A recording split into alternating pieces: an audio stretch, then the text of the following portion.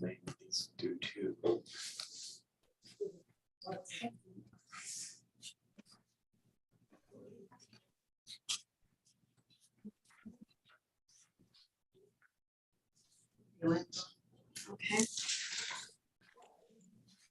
Time to call the meeting to order. And the first item on the agenda is approval of minutes.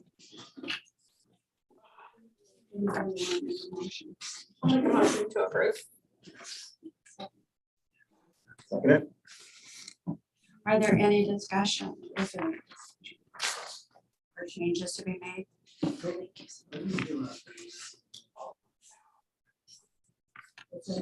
Yes, this is. Okay.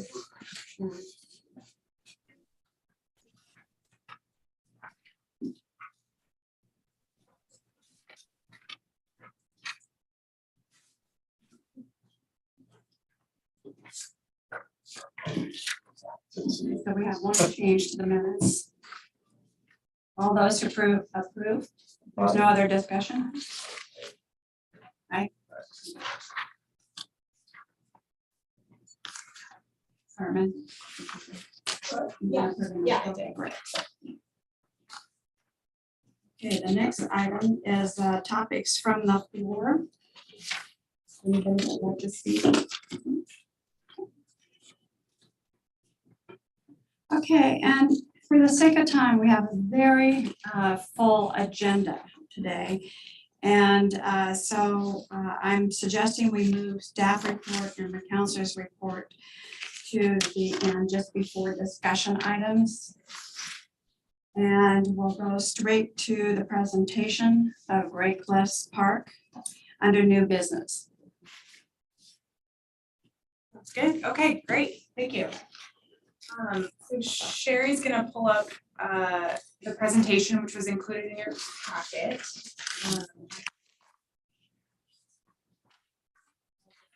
Time to get that situated.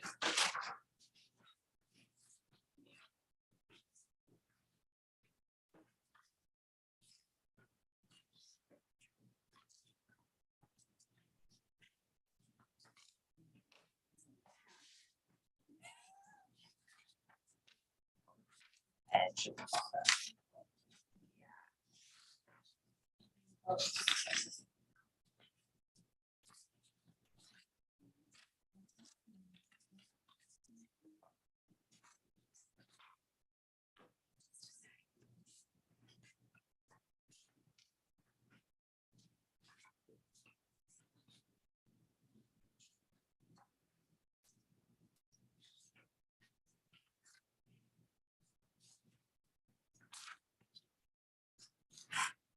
Well, she's pulling that up right now. Sorry, we had some technical difficulties starting the meeting, so we're a little bit behind. So believe it or not, Great Cliffs Park, this project actually started back in 2015 with a concept. The in-water facility was identified in Great Cliffs Park as a project in the master plan back in 2015. And what the in-water facility really is what we're talking about today. But there's always been a desire to have some type of dock or fishing pier in Great Cliffs Park. And so this presentation is just about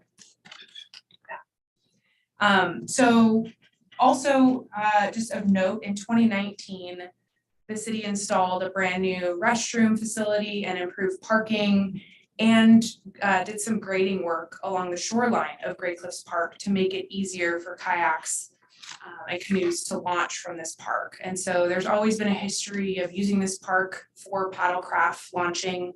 And what we hope this project will do is just make that easier with an in-water facility.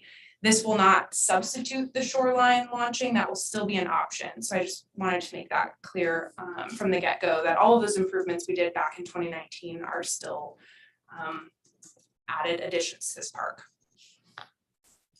So this presentation was actually prepared by our partner, the Oregon State Marine Board, and they have a technical assistance program for designing and permitting these facilities. I'm by no means an expert at in-water facilities. And there's a slide in here, you'll see how many permits are actually needed in order to permit these. So if there's specific questions about the permitting, I'll probably just have to punt those to the correct technical expert. But I'd be happy to come back with those answers. So just know I'm here to kind of present on behalf of the Marine Board's design. So I didn't prepare these. We do have a representative, Jenny Bellicue, listening on Zoom. She's here mostly just to listen to the feedback you guys might have about the in-water design. And if she ever wants to chime in, she has full reign to do so. But I just wanted to let everybody know she's on Zoom. So like I said, the purposes of this is to gather feedback about these design concepts from you all here.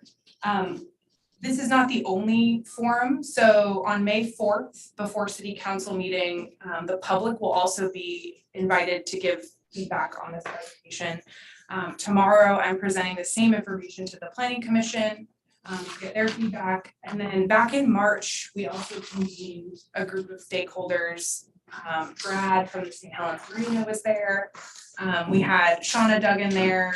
We had the mayor there, a counselor, and also members of the Marine Board were there back in March. So you'll hear me talk about that group as the stakeholder discussion. As we go through this, we had some preferences. And so this has been sort of vetted a little bit. So with that, Sherry, I don't know if you can go to the next. Scroll down. Whoa. Okay, great.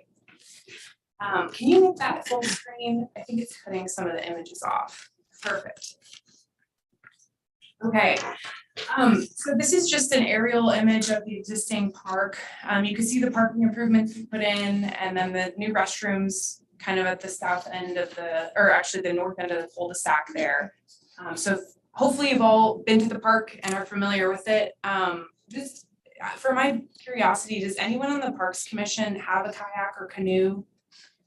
Awesome. Okay. And have you ever launched at the park here? Yes. Okay, awesome. So you guys are at least familiar with that. I'd love to hear your feedback. Does anyone fish? Yeah, okay, cool. So we have some fishers, we have some kayaks, paddlecraft users. Okay, so other existing conditions in the park. So some of those numbers on the side there, there's MLLW, that's median low water. So 6.3 feet is the elevation at median low water. And then the extreme high, so median high water is 9.5. But if you look at the variation, there's observed low at 4.3 and 20.3 as observed high.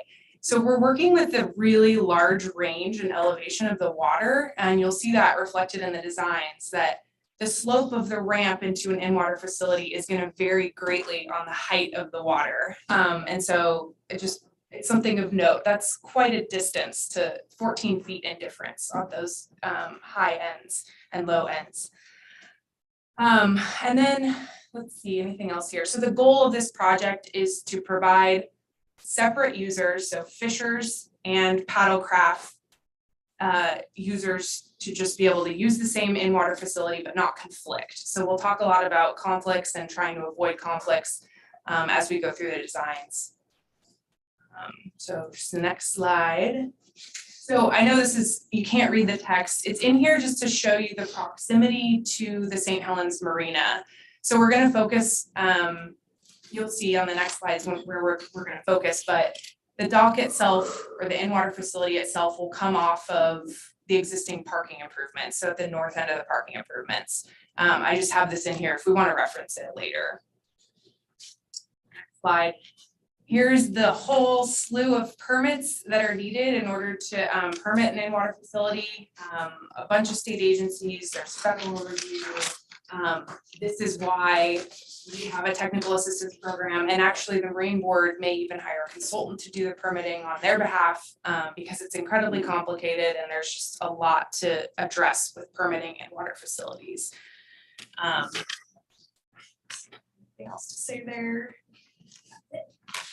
So all the permitting happen after all the plans are done, or is there like a pre-permitting process that has happened already? No, this process has not started. the Marine Board's really looking for feedback on a preferred design to then take to the next steps of design and then ultimately permitting. Okay, so we're in the very early stages. Thank you. Yeah. So here's some pictures and design common features that are throughout the next slides. So one is we want this in-water facility to be fully accessible. And so we'll talk about maximum slopes, and we'll also talk about, you know, wider paths. And then the Marine Board did a kind of a pilot project, or their first project of its kind, in Westport, Oregon, which is the photo in the far upper right on this slide. So it's a paddlecraft ramp that is designed to be wheelchair accessible. And they've had success in Westport, and they're trying to implement a similar feature here. So there's going to be better photos kind of throughout this next couple of slides, but I just wanted you to know, you may not have ever seen a facility like this. I certainly hadn't. But there's a ramp that the kayak itself goes into, and then you wheel yourself over and you can kind of transition down into the kayak easier from a wheelchair. So that's the goal of that photo in the upper right. There's also some common features in all of these, which is that there's light penetration through the in-water facility. So you'll see those panels of concrete on the upper picture in the upper left with the grading of the decking. And that's to allow for light penetration into the water to permit the facility. Otherwise, I guess there's ways that predators can use the shadows and easily kill salmon. So that's why there's light penetrating decking. And then all of the designs also have a double gangway. And so in the picture in the lower left, you'll see that there's the ramp down, and then there's the two columns, and that's the second portion of it. So there's better photos, but they all have a double gangway in order to get you far enough out into the water. So you have your stationary ramp, and then you have your floating component further out into the water. So this is a side view, and the main part I want you to see on here is that double gangway feature that I was just mentioning. So the bottom side profile elevation, you can see that the first segment stays stationary, and then the second segment rises and falls with the tide of the river. And so when there's really, really high water volume, the slope of the ramp is virtually flat. You don't have much of a slope, but on those low water, when you're probably out there in the summer, there's a slope on that second ramp. And make sure there's nothing else I want to point out there. Yeah, so the next three slides we're going to get into show three different concepts, and all of them have just different orientations of the fishing component and then the ramp itself. And so, Sherry, I don't know if I can take the mouse from you, just so I can point out some different features on here. So let's see. Go. We saw it. There it is. It disappeared again. There you go. There it is. Okay, so you can see my pointer now. Okay, so in this concept, I just want to point out, because you'll see them in all of them, this is the fishing component of the in-water facility. So this northern kind of finger off of the dock. And then this down here is the actual kayak or the paddler ramp.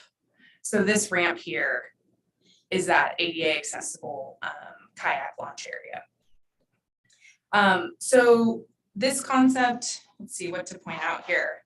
It has an 80-foot stationary component, and then the floating part is 120 feet long.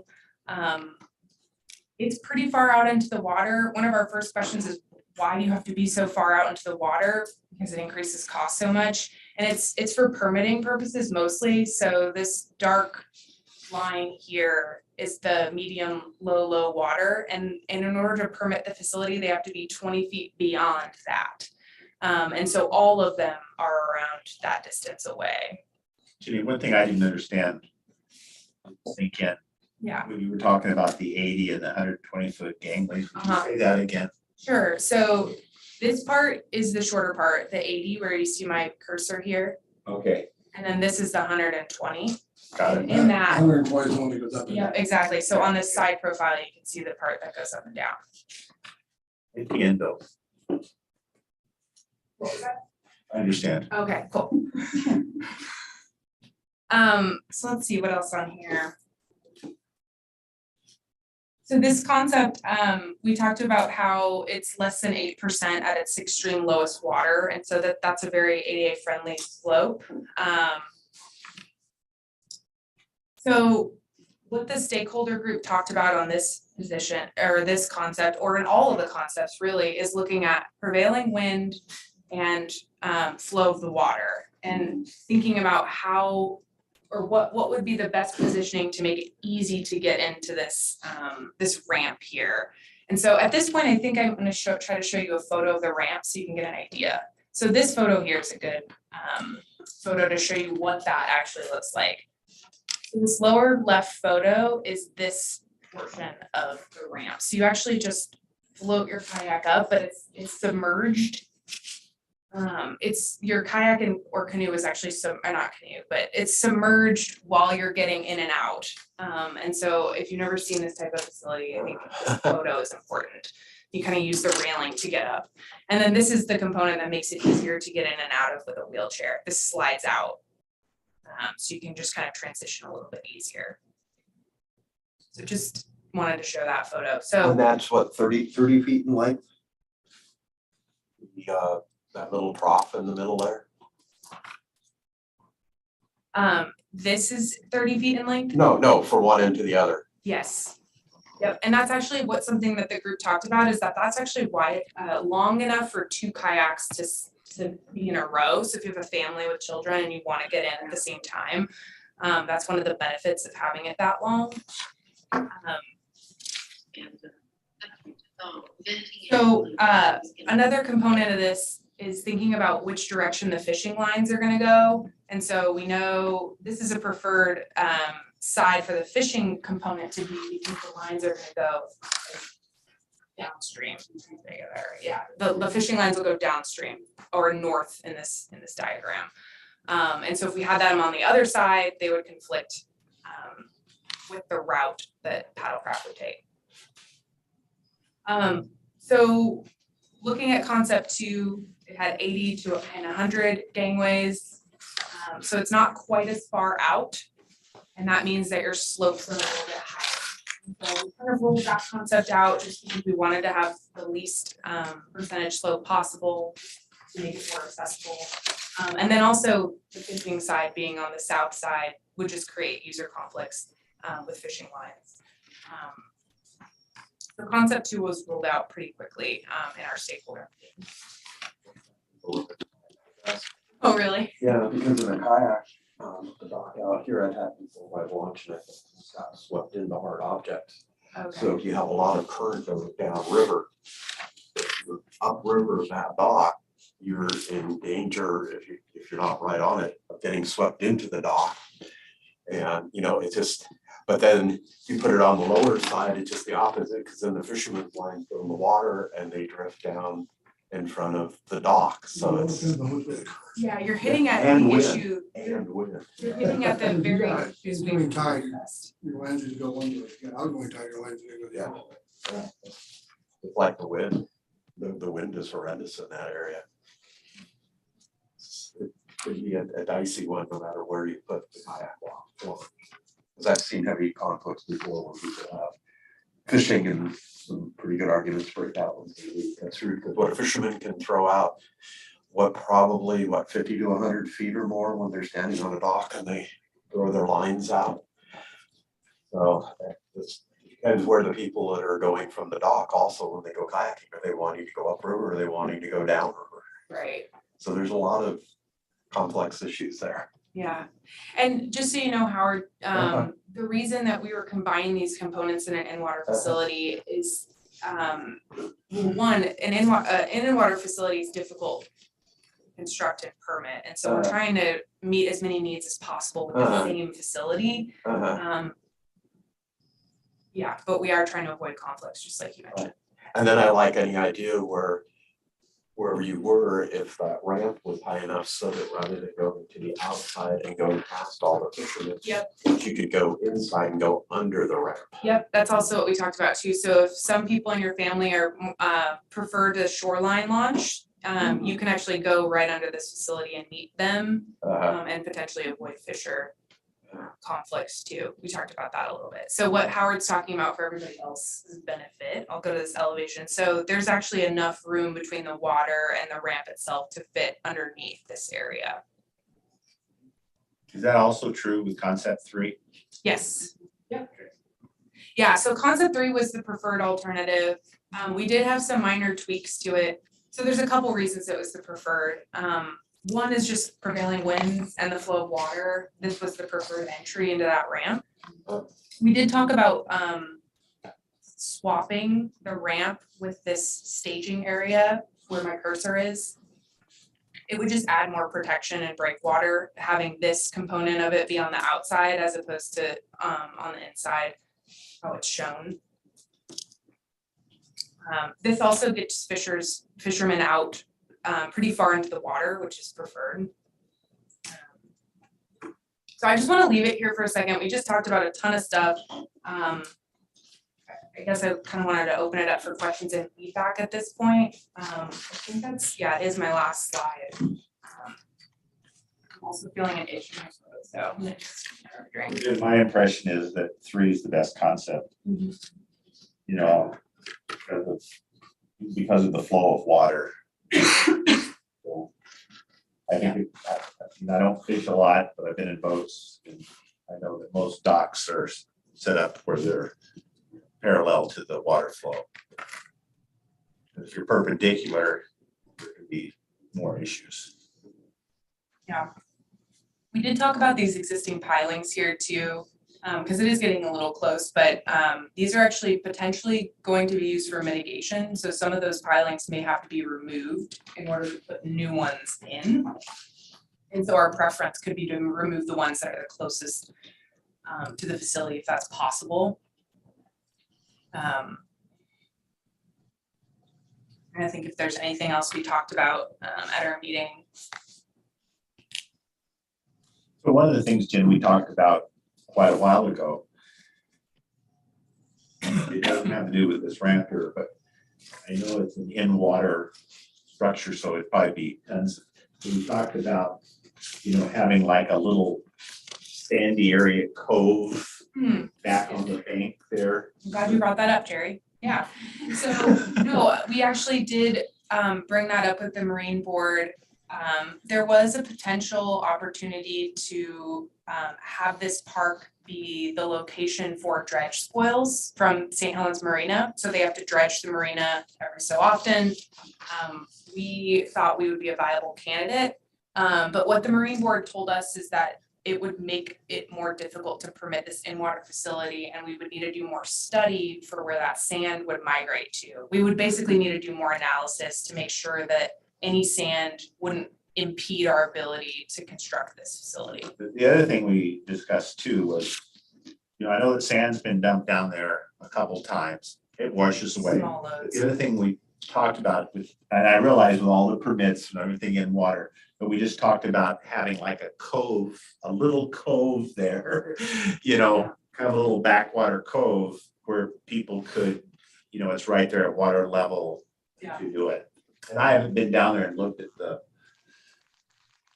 that area for a while. Yeah. I've been to the park, but I haven't gone down there and looked at that specific area. Did you talk about the possibility of having like a little cove there, kind of at the, maybe on the downriver side of the ramp there? We didn't get that specific with it. It was more just that we wanted to be a candidate for that spoils. But the spoils, At this point, we decided not to pursue it because we were told by the Marine Board that we would have to pay for more study. it might just happen if people start coming here all the time too. Yeah, and we also didn't want to jeopardize this process from moving forward by adding another component So into if it's it. really a viable thing for people to do, it's just gonna, I think, happen naturally. Yeah, and this wouldn't prohibit that. I think it would just become a component of it. The other thing that the Marine Board brought up was you're making this park a very, a much more user-friendly park by adding this in-water facility, and we have very limited parking already. And so if you create a beach or another amenity, a sandy beach, you're gonna have to think about, where are all those folks gonna park? And so it's just one other component of it, you keep adding amenities. We added the restroom, now we're adding an in-water facility. How many parking places are there? It's about 10.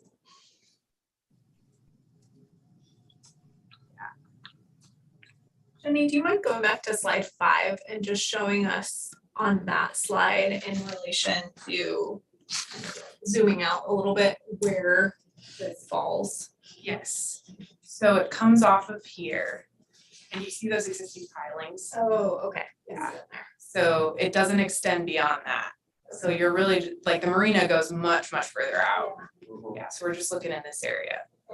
That helps, thank you. Yeah, that's why I put that in here too, because I think That's really helpful. it helps give you scale Yeah. too.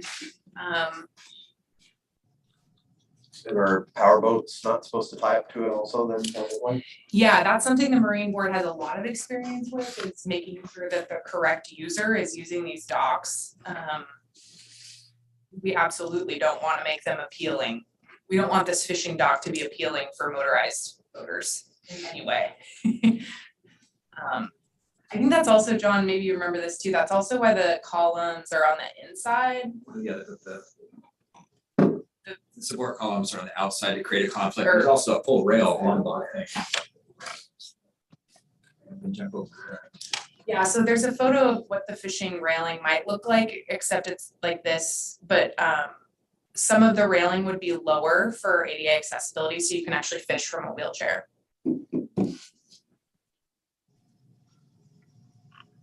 Is this similar to what they have at Lake Vernonia Lake? That's what those docks look like to me. I'm not familiar with what's out there. Vernonia Lake has ADA facilities all around, and that's exactly what their docks look like. Oh, okay. Yeah, it might be from, these are photos from the Marine Board, so I'm not sure where that facility is. I know that this is, They're way far out, which usually come in the winter, but in the summer, they're almost dry. oh, okay, So they have to be far out because the water goes down. yeah.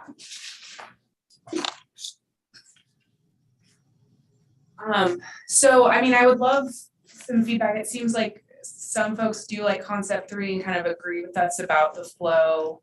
Are there any other comments about fishing? I think concept 3 though, because I think most people that kayak out there head towards the slough or the head towards Scappoose. Hmm. Unless you want to head out to the Columbia River. Which you could still do going this way to avoid the fishing. Right. Too. I do like that you can go under the dock. I think that makes a big difference. No, I know a lot of people that kayak out there, that launch out there, they really don't like launching from the shore there. Yeah, it's rocky. It's, yeah, rocky and muddy. That was always my preferred method, was shore launching. And that's the thing, is you start asking people and everybody has their own preference. So I know a lot of people they'll pay the money and go launch out of Scappoose Bay Marina. Yep. Yeah. And then you can just go right across the Sodas Island too. Yeah. Something we didn't talk about too is the width. And the Marine Board has experience in making sure these are wide enough so that if people are staging, you can still get around if you're a fisher, like if you can get around folks. So you said that there is something there to help you carry your kayak down there? There isn't. That was something we talked about, so. Talking about 200, How almost 200. Yeah, that's a long ways to. I would probably rather just deal with the hassle of launching The the shore shore, line. so I don't have to haul it that far. Furniture fiberglass on my hull, so it didn't matter. Yeah. Grinding on a beach. rock. He is disabled for the waist down and kayaks, and he has a low profile wheelchair, and he's able to use that, haul himself and the kayak, and the low profile wheelchair brackets onto his kayak. So he has people that do this that are modality challenged have means to get their kayak to wherever they need to have it go. I appreciate that. Yeah, I just was surprised. It's like, how do you drive this big 4-wheel drive and get that kayak off the top? And he's like, very elaborate system of pulleys. Yeah. You said it's what, 120 plus 80, I think. So it's 200 feet. Yeah, and just for reference too, when we did the park improvements, we put a loading zone at the end of the parking lot so that you could load, offload, and then go park your car. So I mean, at least there's some distance that you don't have to travel, but yeah, that's a long ramp for sure. Especially if you got kids that are also joining you. Yeah, they can carry. Would that be an option, I guess, like they have at Scappoose Bay? Do they have ones that you can just use while you're there and then you return them? They're all along the fence there. I see people loading all their gear so they don't have to pack their coolers and I stuff thought those were all private wagons. out there. No, I think you can rent them from the kayak place there. Yeah, I mean, You're the one who's the ramping them so that if people have wheels, I've got a set of wheels, and you could have 2 sets of wheels going each if it's direction. one That's a wheel good wheelchair, point. might Yeah, have one. Yeah. Yeah, it could certainly accommodate, if the question is if you have your own, and you know, it's a public park, people don't always expect there to be like. Right, but a lot of people also might be wheelchair bound and also have a support person. So I can't even tell how many wheelchairs and things, current equipment I've had. So, you know, that's why it's important to have two, so then you have the individual and their support person or whoever. I just want to say I've listened to all the components that you have for number 3, and I really like that concept. I think three's the best one. I'll be interested to see how my 21-foot triple goes down. So Jen, where we move from here is there, I know everything has to have money. So is this a budgeted item? Is this a granted item? When do you actually see the city doing this in the next year, 2 years, 5 years? What's the plan for this? Yeah, so from here, we're gonna gather all this feedback from our May public forum as our last kind of hurrah. We'll send all that feedback to the Marine Board, and then they will continue the design process. There's a contract that council will need to authorize with the Marine Board to move forward with the technical assistance program. And then that's, I think, a 2-year timeframe just to get this facility designed and permitted at a minimum. And the city has money for that part to take place? Yeah, so that's technical assistance from the Marine Board. That's they fund that work for us. That's gonna happen, So it's free except for our in-kind contributions to help with the process. From there, there's a history and a track record of Marine Board's technical assistance projects getting funded by their grant program. Got it. And now this is a little bit trickier because it's 2 different grant programs. There's the Oregon Department of Fish and Wildlife that would fund the fishing component, and then the Marine Board would fund the paddlecraft launch component and the actual getting ways down to it. So 2 grant programs, they would have a match requirement of the city. So the city would have to come up with a match. And does the city usually have that money? For grants where they're paying for 80% of the project, yes, we can come up with a match. John Usually come up with head. that. That's the thing. Because the majority of it's grant funded, so you know, this could be a high priority. It's also in our adopted plans, so it's not a project that came out of thin air. So it's a long process, to go back to your original question. Yeah, and we've been talking about this for years. Yes, right. So, yeah, 2 years, sign permitting, and then beyond that, construction timeline, I can't even tell you. I would say that I like concept 3 as far as the layout goes better. Feel like if possible to have the shorter gangways. I know it has the higher slope. Does that make it non-ADA accessible if you switch it to 80 and 100 instead of 80? No, it doesn't. And it's interesting that you say you actually prefer the shorter. So concept number 2 had 80 and 100. Yeah, so this was the shorter one. So we see it closer to that line. And on this one, the Marine Board said this one had, going back to my notes, a 12% slope.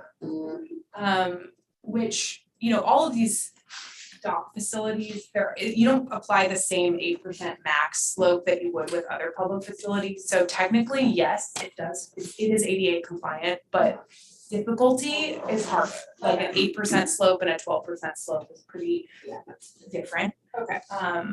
And I think you know, I don't know if the distance outweighs the benefit. I would say if the slope is that different, probably not worth it. Yeah, I'm glad you brought that up though, Cause the river's I always. feel like that's a going down. really long.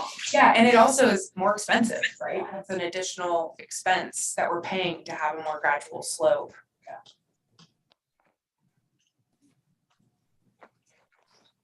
Had the opportunity to go down to Westport. Just walk their dock right there, just beautiful, the restrooms and parking lot, though, it's a multi-million-dollar project. It has all of the components of this, you know. Where do I lay down there? Right by the Westport Ferry, right there, where- Oh, okay. a road that goes back to a paved road. Is there a plan for parking down there in the future? Cause I just, We've internally been working on some improvements to add some parking. okay, Yeah. oh, that's good. Really recently, like last week. Cause I would worry with adding this facility and not having added parking, I do think that's gonna become problematic I over agree. time. Yeah, so Howard, there's additional public rights of way that are undeveloped. And so we could add some more street parking in the vicinity or, you know, roadway parking. Okay. Connected up to Second Street, Heritage. Yeah. So this is totally. So what's the plan for the road that goes up the gully there? Is that still in the works? That's what John was just talking about, actually. Yeah. So you're thinking about making that a road or making that a parking structure? I think it needs to be a road in order to have the parking, just to meet the elements of our code. Told by Jacob.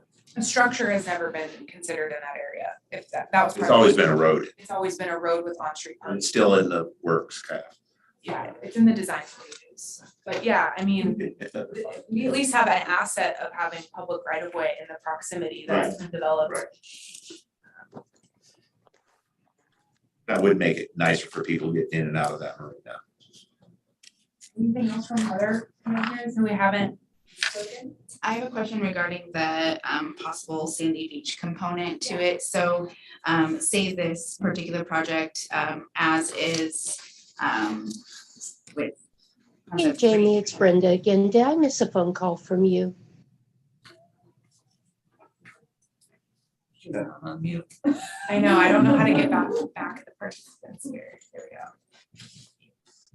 Okay. Sorry, and just to note, like the only other change I kind of marked here on concept 3 would be switching the actual kayak load with that deck portion there. Yep. And so if this was approved as is and you move forward with installation, would the discussion of creating more Sandy kind of cove be possible after the install? Yeah, I think so. That would be on the city's dime.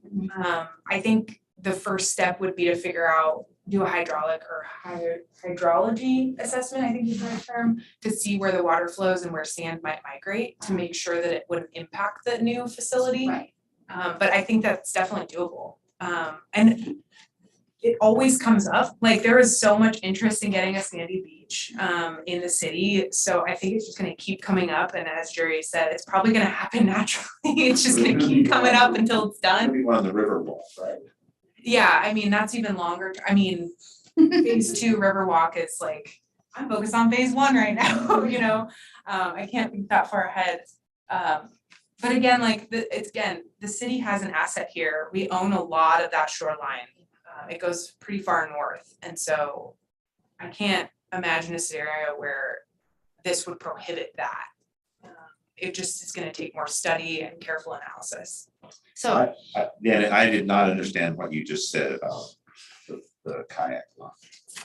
So see in the photo where the actual onboarding to the kayak. Oh, launch flip is on them the around. side, so they would just switch it. Okay. And that's for safety and barriers. Great. The other question that I had, I was just walking down there the other day, and it has a bunch of the old cement structures and whatnot in place. How would this align to that? And would there have to be any removal or changes to the structures that are already there? Yeah, I wanna see if I have a photo of that bank. Is this kind of what you're talking about? This bank here? No, I mean, there seemed to, that's part of It's it. just past that, right? Yeah, there's a lot of deep cement structures, and then it almost like was once a loading dock to something larger in the area. Oh, maybe you're just talking about the existing pilings. Right there by the road. Yes, but on the cliff side there's large cement Oh, okay. structures. So yeah, that might be closer to the cul-de-sac. Okay. Is it closer to the restrooms? There's some right there, but there's some a little bit. There are some further. Well, I know the Marine Board did a survey recently, and so they would have been reflected in this survey. I know it's kind of hard to see, but I'm sure they are documented and, wouldn't impede this project. Yeah, I just can't see. I was just taking note, because a lot of them are kind of hidden by blackberry bushes and whatnot right now, but there's some existing cement and even some metal structures there, and so I don't. You think they should come out or just wondering about? I'm curious how this would interact with that, and if they would be required to be removed in order to make this really functional, and also keeping kind of forward in mind with what you want that shoreline to look like in the future. Yeah, and Jerry, I think when we talk about sand, we're kind of talking about the away from that area. Are you talking further down? Yes, yeah, so as far as sandy beach, I think you're looking at where the existing shoreline launches and further north. I don't think we would turn any of the, Yeah, because this is right, Mhm. the rocky area would be like right here right now, Yeah, right? just all pebbles. Yeah, because from about here down on the shoreline, there's all the way to here, there's some metal and some cement. Does anybody else have any I'm questions? just curious, Jenny, what about this project makes the historic reviews and tribal consultation necessary? so if there's pilings, I think it's over 50 years old, you have to consult with them. We had to do the same thing, for Columbia View Park, they had to document each piling. Also, I think just federally, well, I don't wanna speak, but I know when you get into this national, like when anything federal, the tribes are usually consulted for environmental review. We had that at Dalton as well. Oh, okay. Just more generally, before we leave this, the long-term vision for this property, it's been, had a vision for a long time, but and we've maintained that commercial moorage lease for all these years so that we wouldn't have to remove those pilings and take them out and have to go through a permitting exercise and hopefully use them someday for some mitigation credit to do either new pilings for a project like this, a new element of a boardwalk if we end up doing a kind of bookending the riverfront to the south with this little parklet to the north. Yeah. Would be really fantastic and saving that infrastructure to kind of use it in the future. So it could be it's a real special place there. I need to look out, and especially the first time you drove up and see it, it's just like, wow, it's really, there's so much happening here. There's boats and paddlers and the island and it's a cool wildlife. Yeah, John, I don't know if you wanted to talk about shoring up this existing shoreline at all, but there's definitely been a concept that you've at least mentioned to me and counselors. Having like a vertical edge boardwalk experience along through there, but which wouldn't conflict with this project, but potentially adding some space on top, a nice somewhere to throw your elbows up or sit on a bench and be really nice. I would just echo too what's already been said about parking. We were there just a couple days ago at lunchtime, and I think every space was full. So I think, like you say, adding different amenities, it's just gonna get worse. Yeah, pre-2019, this parking lot wasn't paved or striped, so we're getting better. Just keep slowly making it better. Got bathrooms there now? Yeah, water fountain. What a concept. Water bottle filler. Okay.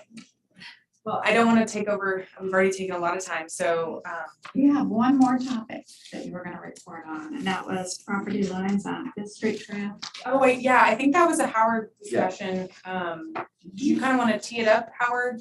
Well, I've just been curious because we've got 2 or 3 houses along there that we've heard that people think their lines are different than what everybody else has said, so we're a little bit confused on exactly where they're. Just to clarify, are you talking about along the Fifth Street Trail or along Nob Hill Park? Well, there's 2 areas. The Knoxville Park would be two houses on the end of Fourth Street and probably the Joseph's a little, or the house on the Third Street.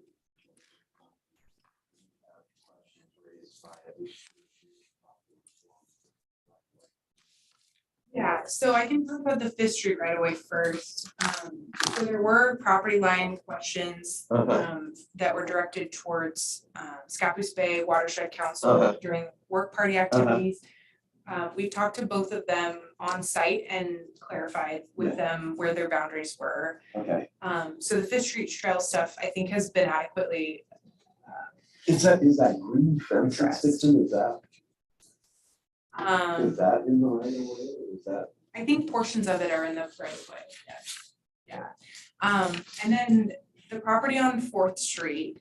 So we did find that rear pin along Fifth Street that helps us kind of help with Fourth. And that survey, just to give you a scope of how much a surveyor can charge, that survey was $750 to place one pin. So when we talk about doing surveys, they're pretty costly. Thousands of dollars to do surveys. When I was listening to the meeting minutes last time or the discussion, Matt had mentioned doing survey and, you know, that's not something that's budgeted for this time. Because we keep having problems with that one rental house on the end of Fourth Street, that every time you get a new tenant in there, they keep thinking they have the right to be farther and farther into the park, and now they're starting to park stuff where there used to be canis. Okay. And so my question is, I mean, I really love to see a row of rocks in there someday that really define where the edge of the park is to their parking lot. I You know, see. because now you got them, they put a boat to the side of the garage, and now they've got a pickup truck that starts to go even farther out towards the park. Yeah. You know, the city moved the park entrance away from there because we had one tenant that was there and was complaining about that we were encroaching on his area, and he was actually encroaching some on ours, and now we've got a new tenant in there and it's starting all over again. Right. And they go, well, the city tells us to not go out there, then we won't, but otherwise we think that's ours. You know? Yeah, I would say it's a delicate balance because right of way abutting private property, you know, usually you maintain and you can park vehicles there just like they do anywhere in the city. And in that case, you know, you've got it also abutting a park. It sounds like it's grass that they're parking on. Canis. Okay, so it's not gravelled currently. No, it's a rock outcropping. Okay. And so they sometimes will pull way up on top of it if they have a party I or see. something. Oh, so it's like surplus parking for their, it's Yeah, not it's just like, everyday. oh, it's just grass. Oh, we got too many cars. Yeah, just drive over there.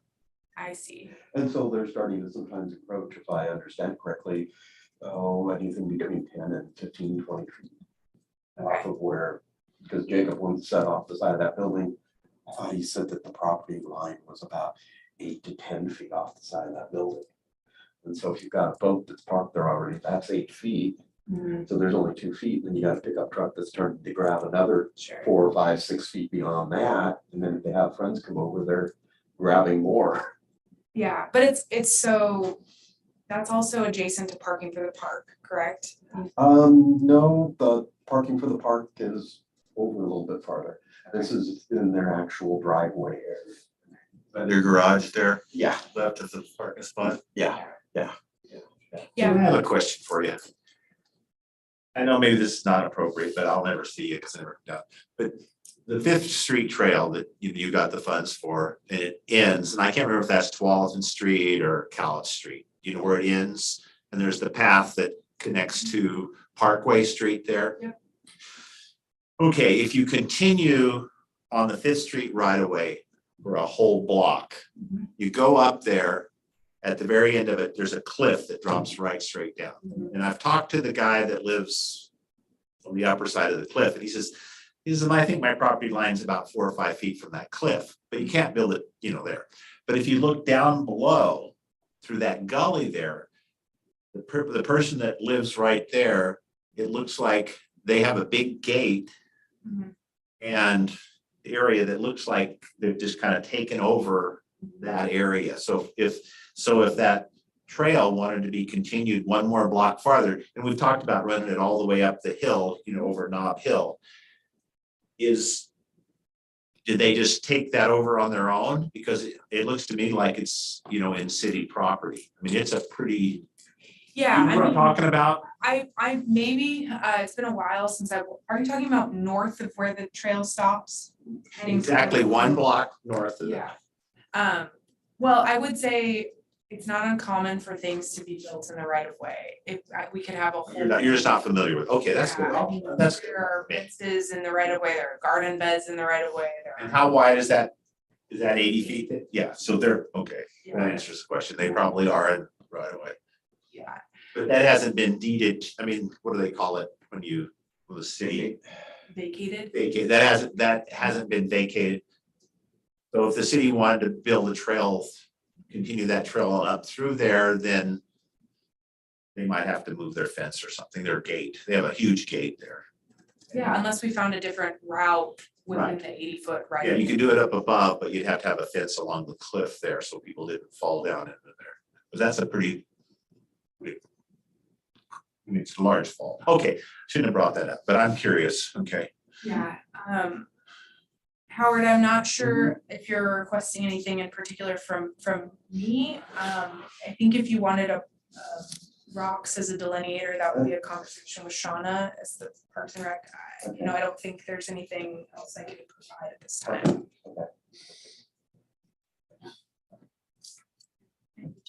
Yeah. Okay, so did that take care of North Hill Nature Park, what you were talking about at last meeting? Yeah, for the Great. property lines, yes. Okay, so next we have our interviews. Scott Jacobson and Amy Thomas. And so we'll start first. Can I ask a quick question? I know we've got these forms where we're supposed to do the rating. How does this one pertain into? It's basically what you're gonna turn in with the total of the ranking. The score that you. Two of these or one? Yes, we're gonna talk about that next year. But that's basically to turn in as a total score that you gave. And then the first one is for your notes and for scoring for each question.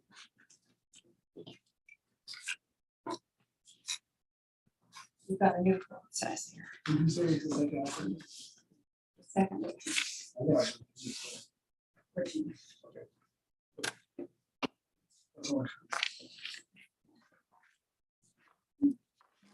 Stay with me. And thank you for coming today and applying for the open position. Thank you for having me. So the first question is going to be, why do you want to be on this commission? There's a number of reasons. I have a passion for arts. I mean, besides it being arts, help keep people mentally fit and physically fit. I think it's my biggest thing would be I think it's an essential part for building community. Overall aspects with it, with parks, especially in local parks. Also, I mean, some of us of a certain age have kind of an idealized version of, idealized thought of when we're younger, how our communities, it's just like back in the old days, there's always this, it's always so much better. I think with these things, I think our childhood experiences in the local parks plays a big part of that. St. Helens, for instance, the other day, when I'm a new person to St. Helens. And the property we bought in landscaping.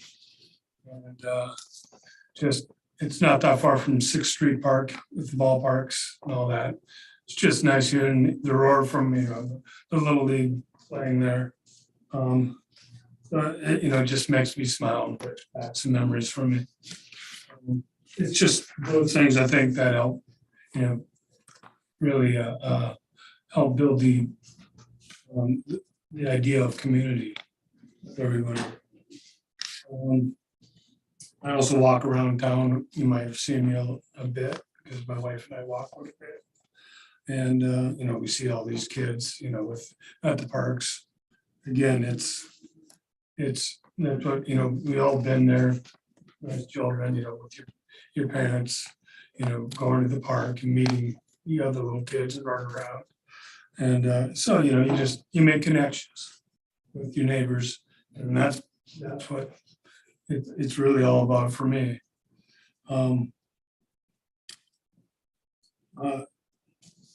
Another thing, like, I wrote down a number of things about this because my memory is not the best anymore.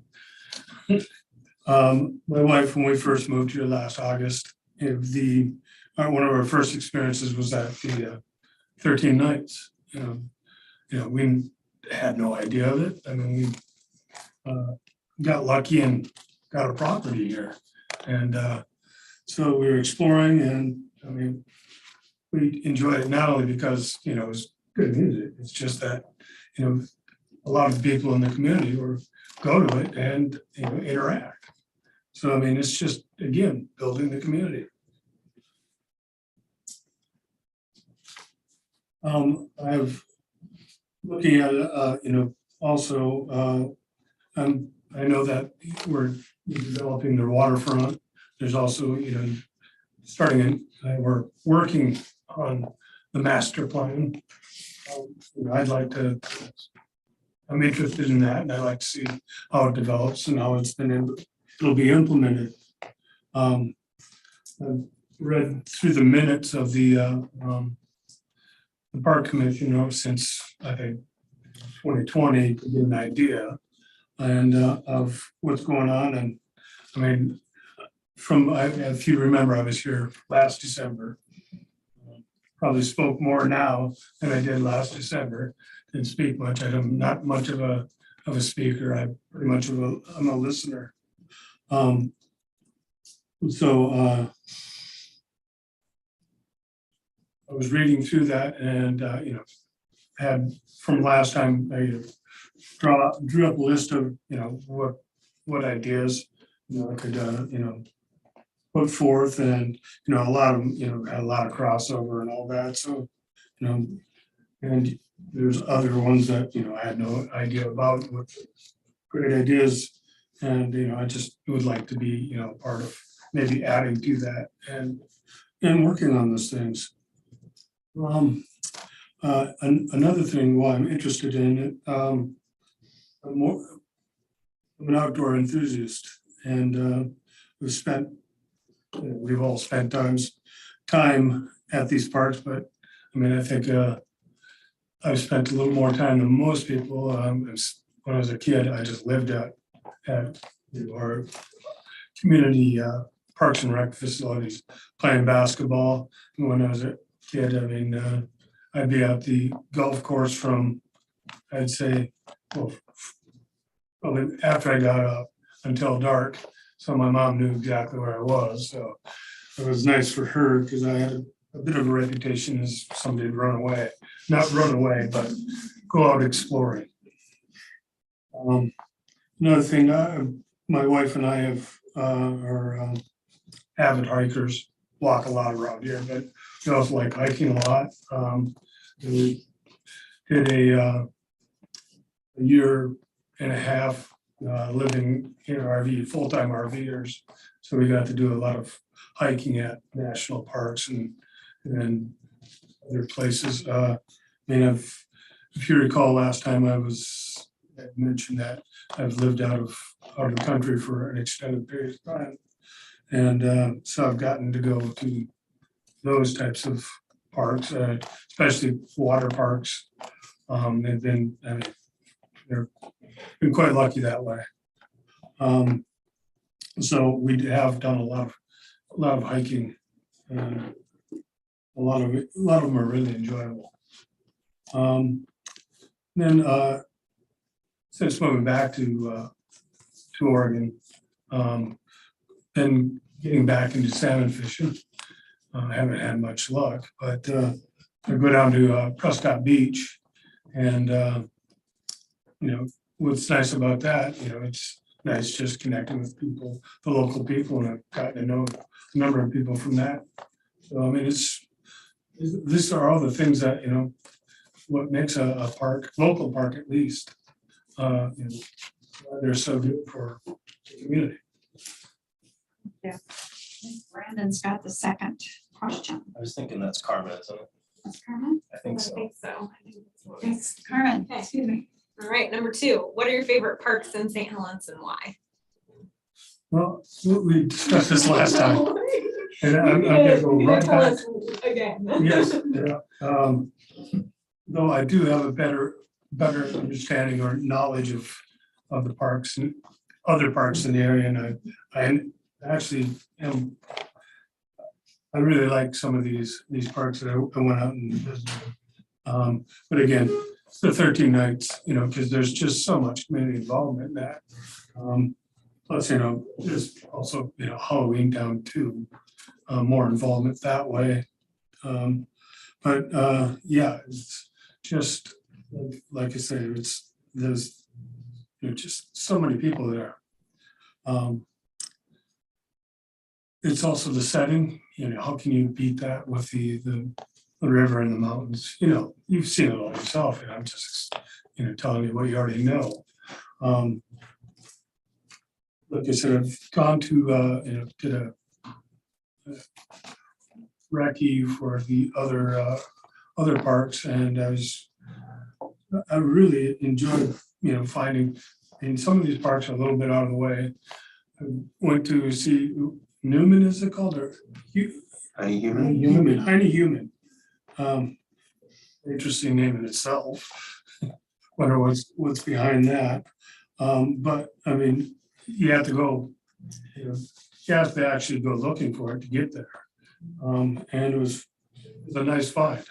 I see I think that's one thing that, I was wondering about St. Helens was community gardens, and they seem to be, pretty well full right over there with the community gardens. And when I lived in Portland, I had a dog, and I always had a difficult time finding a place to go off leash with my dog. And that's very nice to have right there. I mean, I was quite impressed with that, especially, you have also the very mature trees throughout there. So I like that one.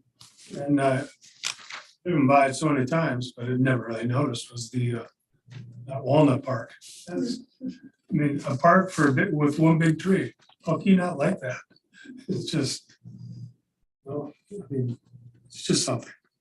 So yeah, I like the waterfront or the Columbia View Park. There are some other ones that make me smile. Thank you. My question, Scott, is what experience will you be able to contribute to the commission? Well,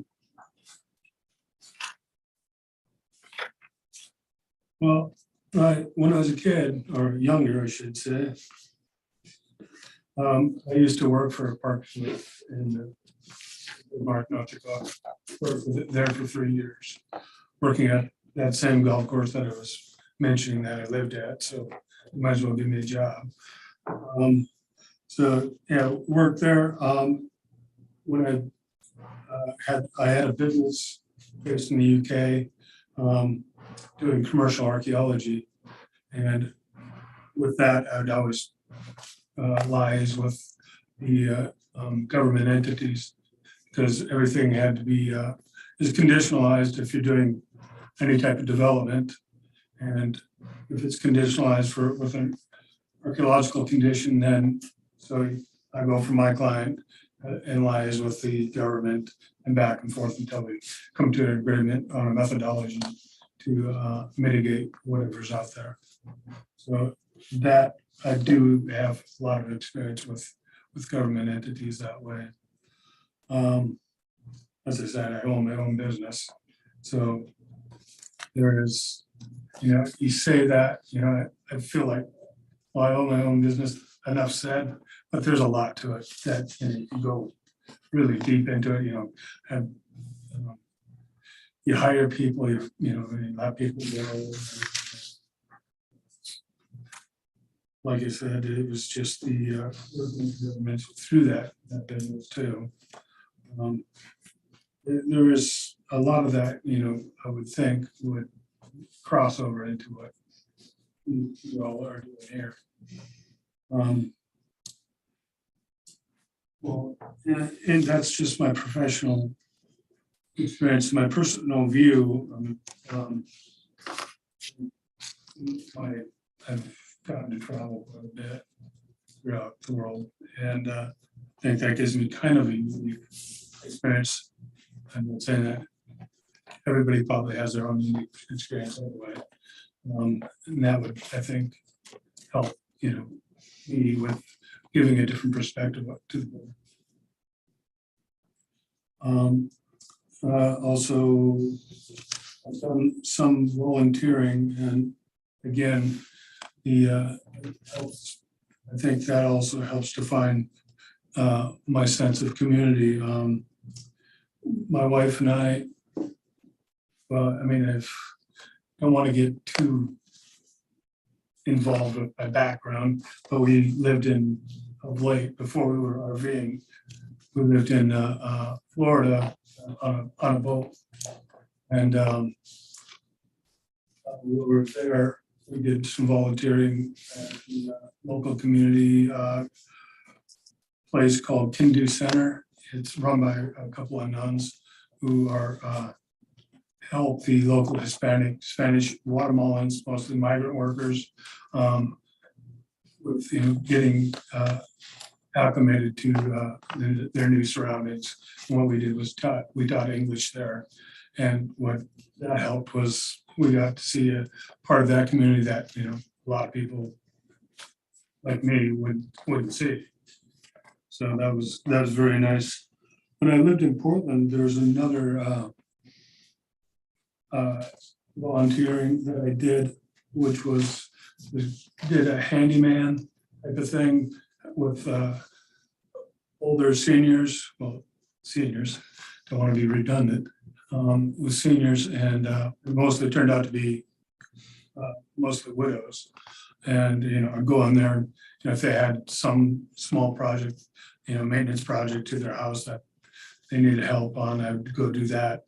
And, you know, what was, you know, I was looking at it as, you know, just going in, doing something and getting out of there. But it turned into, you know, just what half of it was, you know, they needed somebody to just to hang out with them for a while. So that was became what was really the best part of that volunteering thing. So, yeah. Other volunteering things that I've done is, you know, pro bono archaeology work. You know, I was mostly in Scotland and helping seniors, teaching them archaeological techniques and that. And of late, I know some of you have met from doing work parties at the parks here.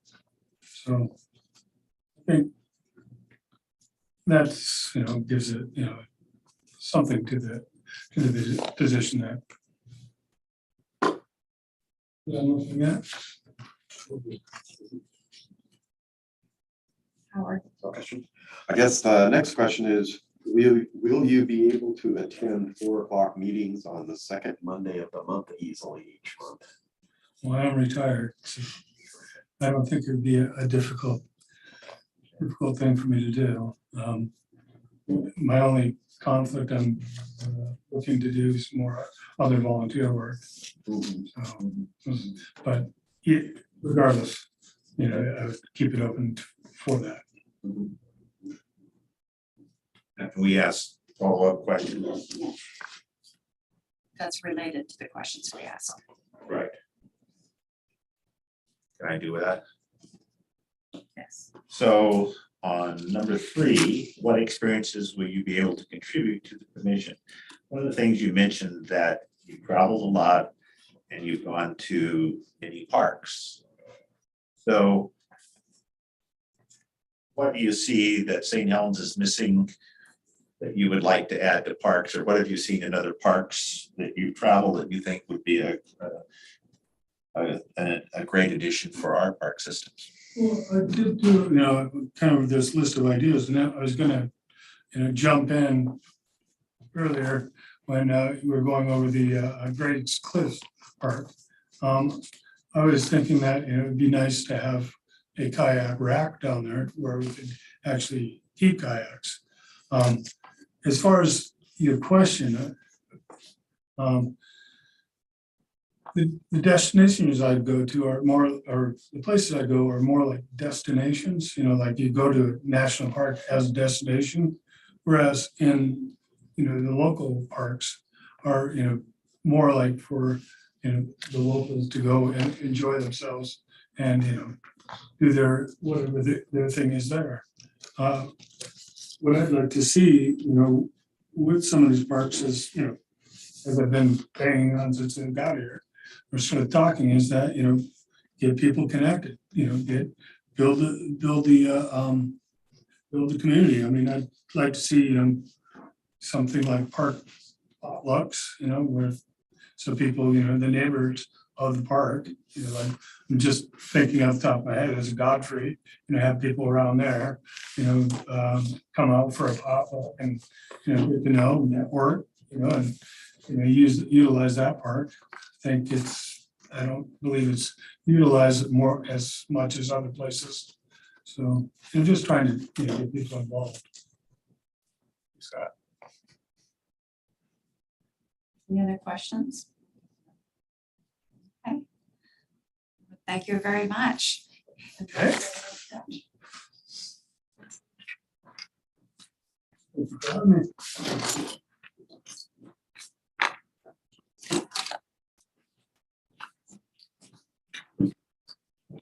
Jenny?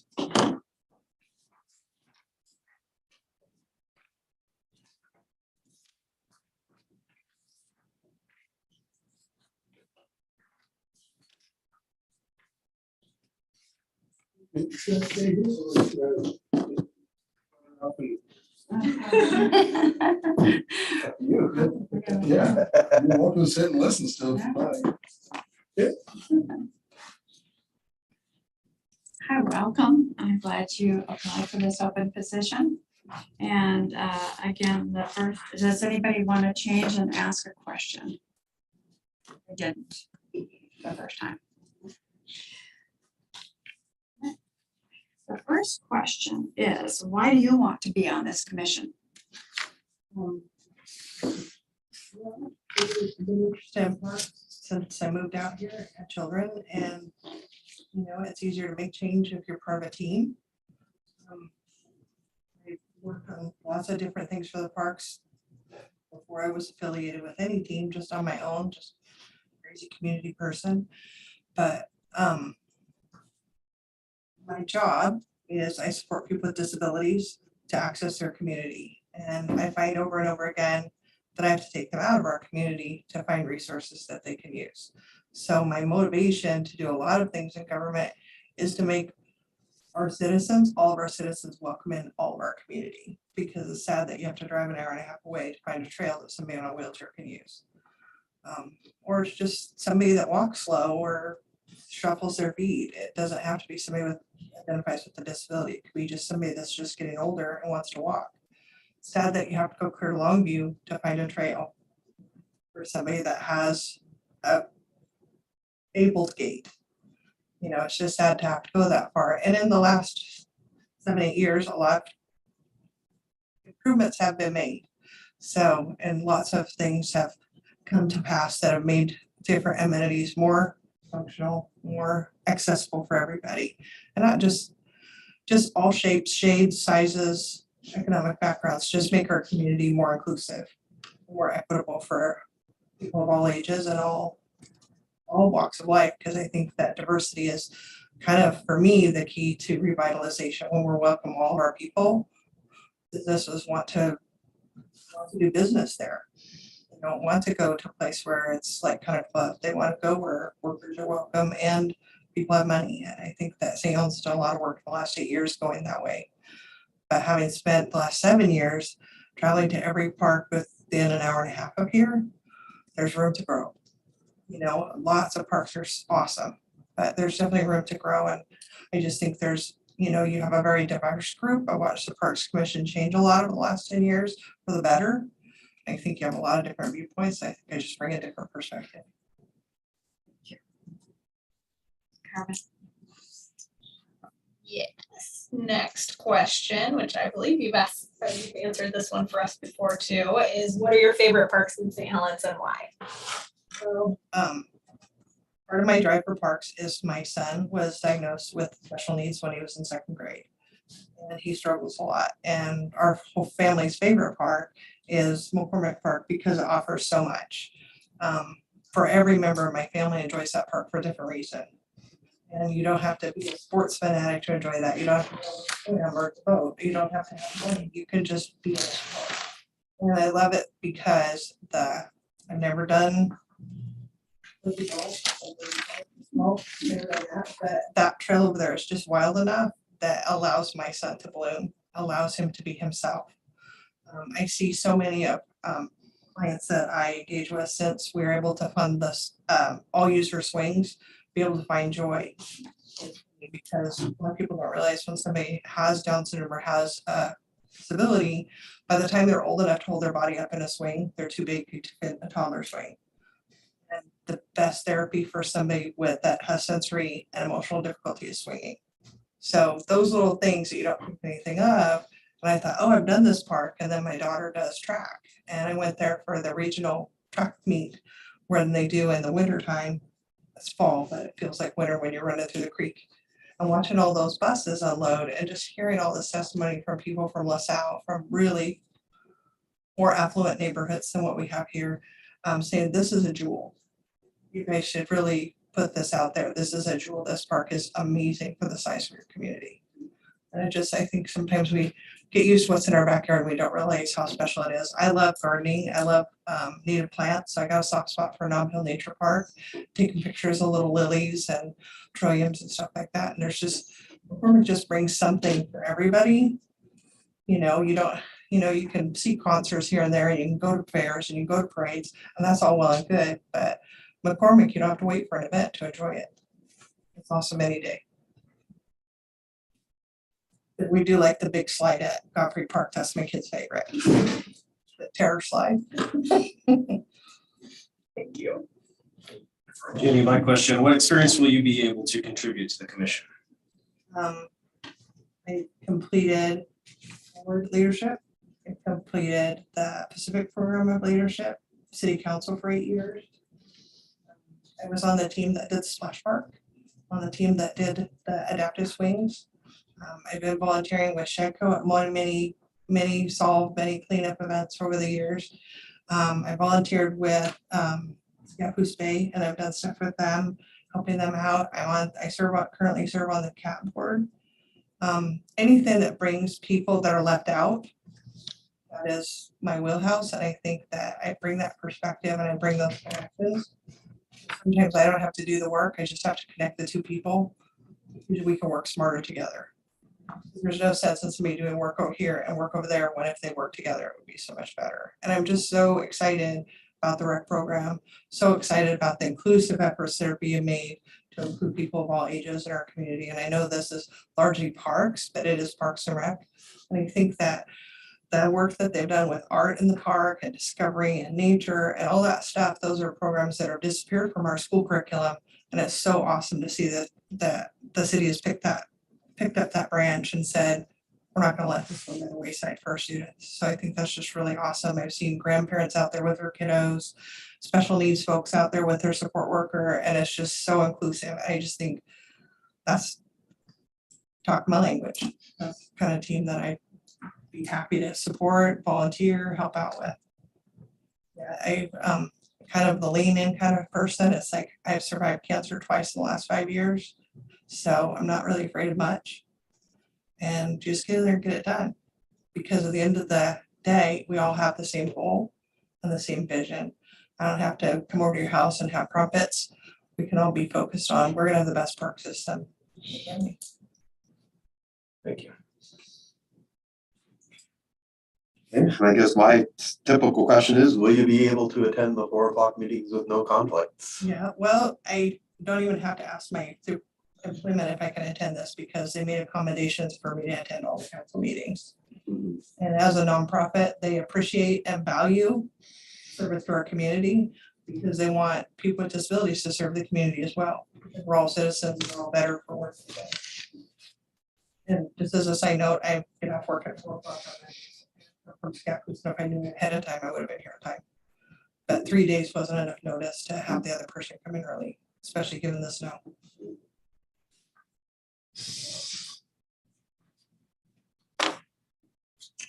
Questions pertaining to any other questions? Are we allowed to ask questions back? What questions would you have for us? I'm looking at Carmen. Yeah. What kind of questions do you have for us? I just was wondering, what is that, because I haven't, when I left council, I just wanted to leave that stress behind me and take a break. And I just let time cool off and just like, where's my passion? My passion is about legacy, about what we're leaving for our kids. And so I just, does this planning commission have, or this Parks Commission have short-term goals, long-term goals? Do they have visions? Do you guys have pet projects? Is there an overarching vision that I know, I can't remember people's names, but I know what people work on? Because I've seen you at the Veterans Memorial and I've seen you doing historic staff. So I know, and I see you with everything to do with flowers. I don't know this guy at the end. Oh, sure. Flowers and gardens. Yes? Maybe, a little walking. More of the urban trail is Yeah, the. but I mean, you do a lot of, I always see you like kind of in that group, and I know Dana from Economic Renewal and from Main Street and Vitality. I remember you from past meetings and Howard. But I don't know the man on the end. I'm probably the longest person on this commission. You're the longest. I did a lot of ball fields. Oh, okay. Ball fields and stuff. And then I know Miss Dalton Creek. Like, yeah. no, I've just learned a lot in the last couple of years about lifting people up and kind of going to other communities and bringing stuff back. And so it's like, we don't have to reinvent the wheel. We can copy the neighbor, that kind of thing. I think this is just seriously in 12 years, because I started working on the splash pad in 2008. I remember when you got that, you came to us and talked to us about it. 3 times. Yeah, so I mean, it's definitely a process and it's easier from inside than out. That was a big indicator in that, and he helped me a lot with the swings. Public Works is just amazing. I don't know if you guys, how dedicated you are to trails and accessibility, but I moved and I do walk down over, whatever you call that, down Plymouth Street and around Portland Road. And a lot of our trails have people's brush,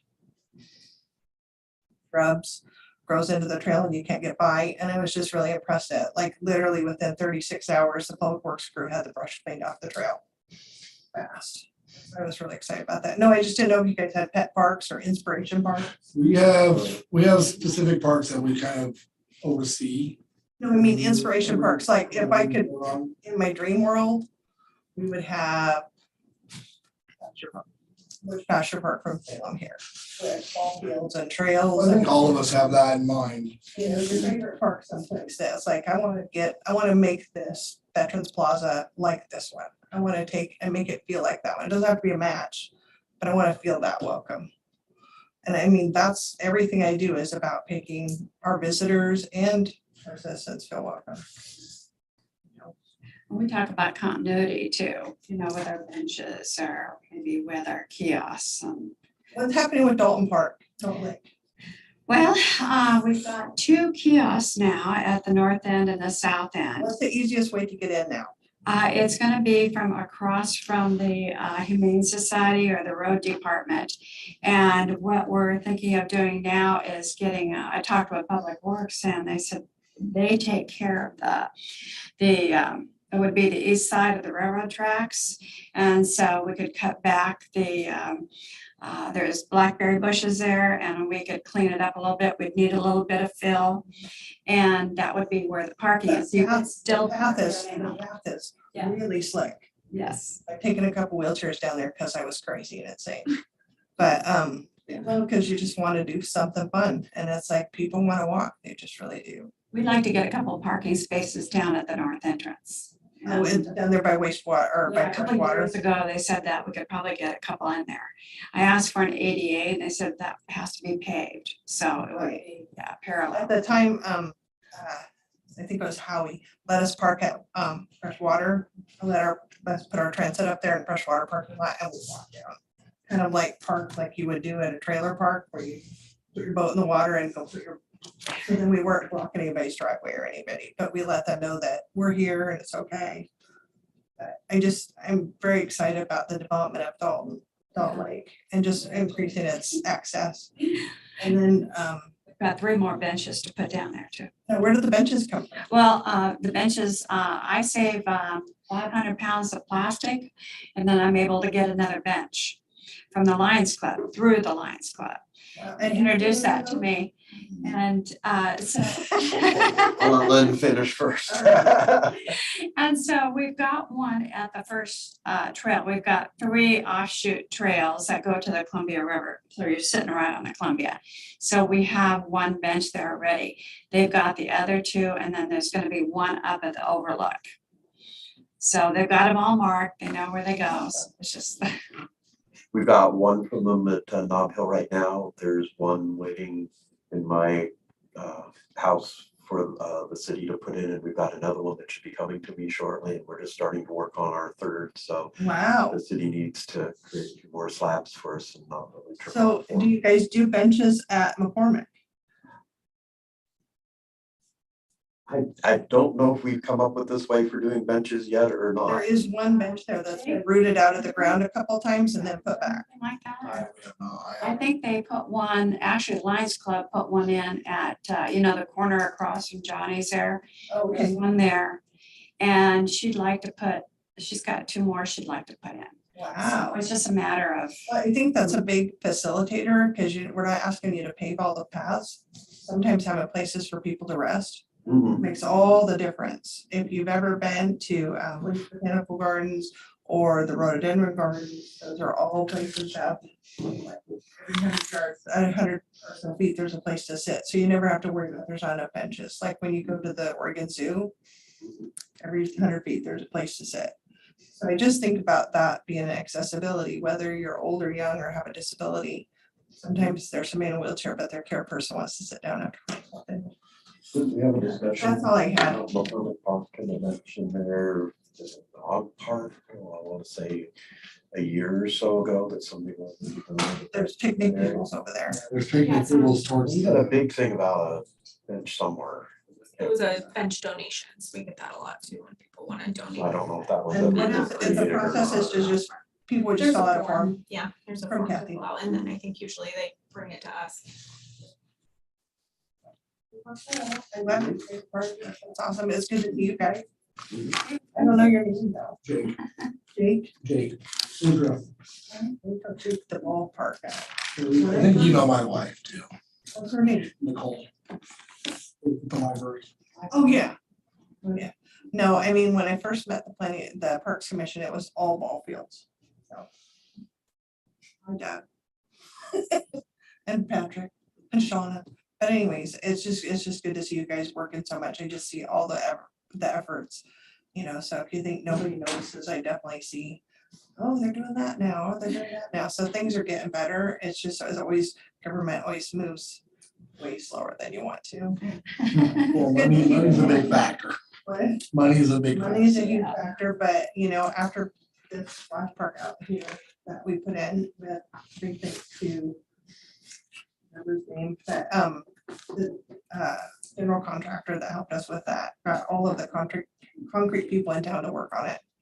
And that's like $100,000 bill. That was also from the Ford Foundation too, wasn't it? Yeah, but we never got their money. We We never got their money, we did it all on our own. I just remember you guys talking about it. Yeah, so I mean, and it's like, you know, the swing thing, I just happened to tell the story of my son, and the Rotary president said, we're looking for a project, we'll pay for it. So sometimes it's just about having the story in the right room, and the more people telling the stories, the more money comes to you. And Denny's a great asset for that too. So it's good to see everybody, especially after all the COVID. Feel like a hermit. Well, thank you, Virginia, for Thank coming. you guys, have a good evening. Thank you too. So next is Jerry, would you like to give that update on the botanical gardens, and then I'll finish with the I think- project. I'll be glad to give it now, but I Yes. thought I was gonna do it next week.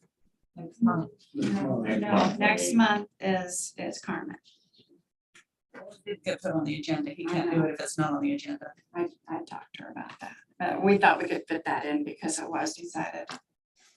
But by the rules, you're not supposed to do it if it's not on the agenda because it has to be publicly announced. We can do two. She sent you from We- We'll do Kathy. two next month. Yeah. Or if the agenda's full, we can always push mine to the following month. I'm ready to give it. I mean, I can give it right now, but I was told that, Okay. and I did my homework, got it all ready to go. But, We'll But- do them both next month. Yeah, okay. So the next item is parks assignments to commissioners. So I talked about this last month, and you were gonna go visit some parks you hadn't been assigned to any. Yeah. And is there any interest in one of these that are open? Yeah, so I went and visited a couple of the parks over the last month, and including the Great Cliffs, which was really lovely. And that one is currently assigned, but you guys said that it's up for Jerry. grabs. You mentioned last month. yeah, I, Cliffs. Mhm. And so, yeah, I'm still quite interested in both the Great Cliffs and also Campbell Park.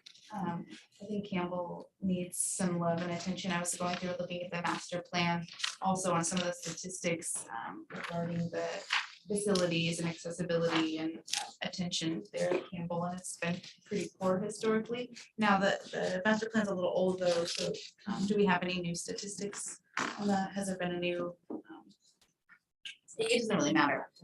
I think that it needs some love, so I would be up for either one of those parks. I think I'm excited for the changes and transitions at Great Cliffs, and it's much easier for me to get down there personally because I can walk there from work on my lunch break. Or would you like to work on that together? Are you ready to move? I definitely have ideas about the park. Mhm. So with Dana, I'm happy for her to give the report. And afterwards, I'd like to add my 2 cents worth because I have at least 2 things that I think really need to be done there. And I would still be reaching out to you guys for kind of some assistance as I learn about your reports for the parks and whatnot too, because I'll be new to that.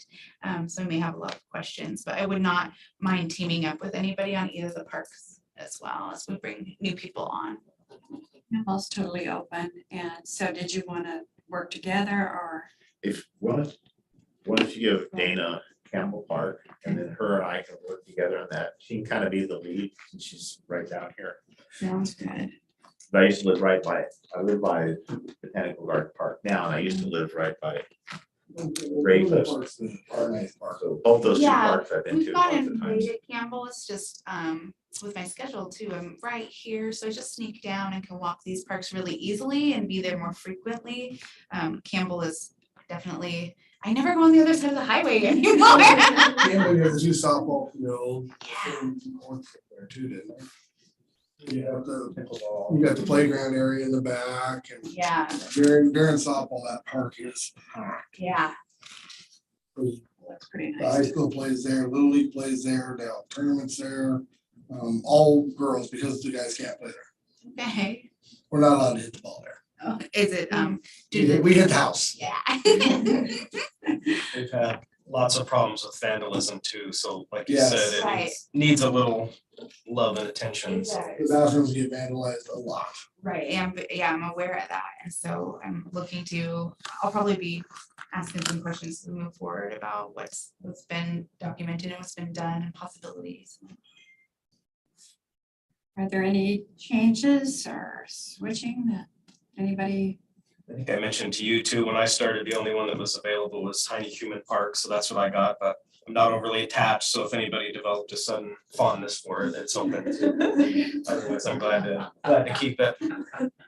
I got 6th Street, but that's got 2 ball fields and that's it. Trying to get more there for years, but So what about the dog parks? I think it was Alyssa that was taking care of all the dog parks. No, No? she did McCormick. McCormick. She was the McCormick person. Okay, all And right. she did in general she would do reports on all the dog parks. and she was the one, she focused on the dog park at McCormick.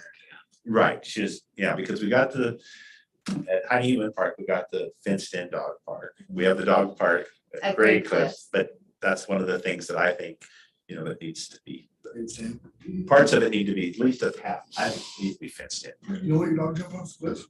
I would say the other thing, Brandon, is civic pride. You did a really great presentation on the history of that, and that has a lot of history in the city. And so if you would Plays want at to one work time. on that at some point to I'd be happy to maybe do that park together and we could maybe brainstorm and think of some ideas, because right now it's kind of a blank slate.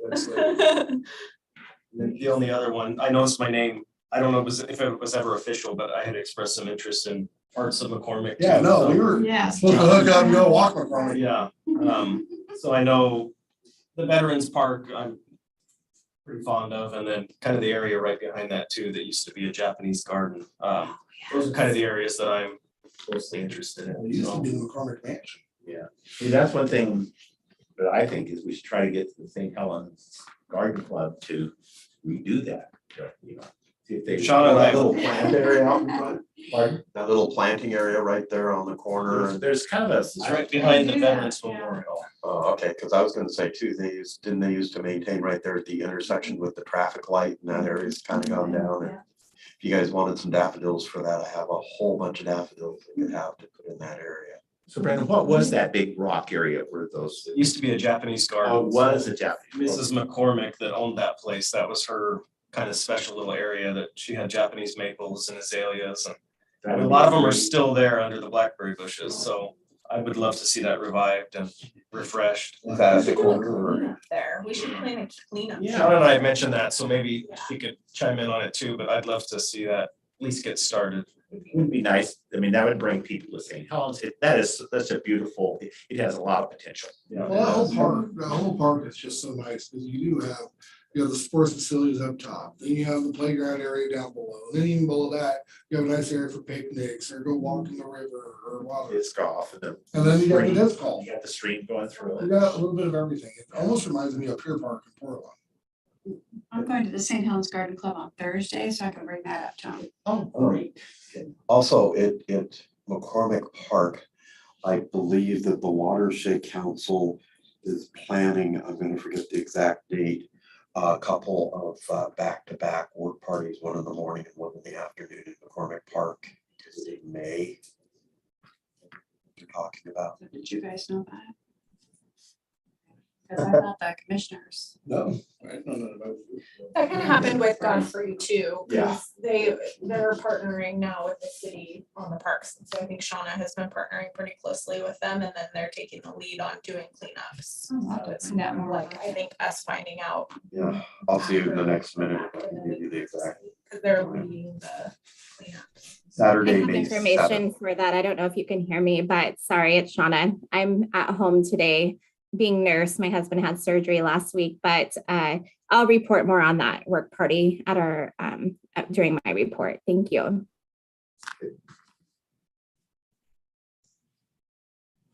Okay, anything else? Okay. We're gonna move down to urban trail update and our request. Who was that? I think that was probably Doug, wasn't it? Actually, that was me again. Hi, everyone. I'm so sorry I can't be there in person. So I met with Public Works and with John, I think it was last week, about the urban trail. I know that's a big topic, and I know Doug is really focused on getting some things going for that as well. And him and I have spoken about it.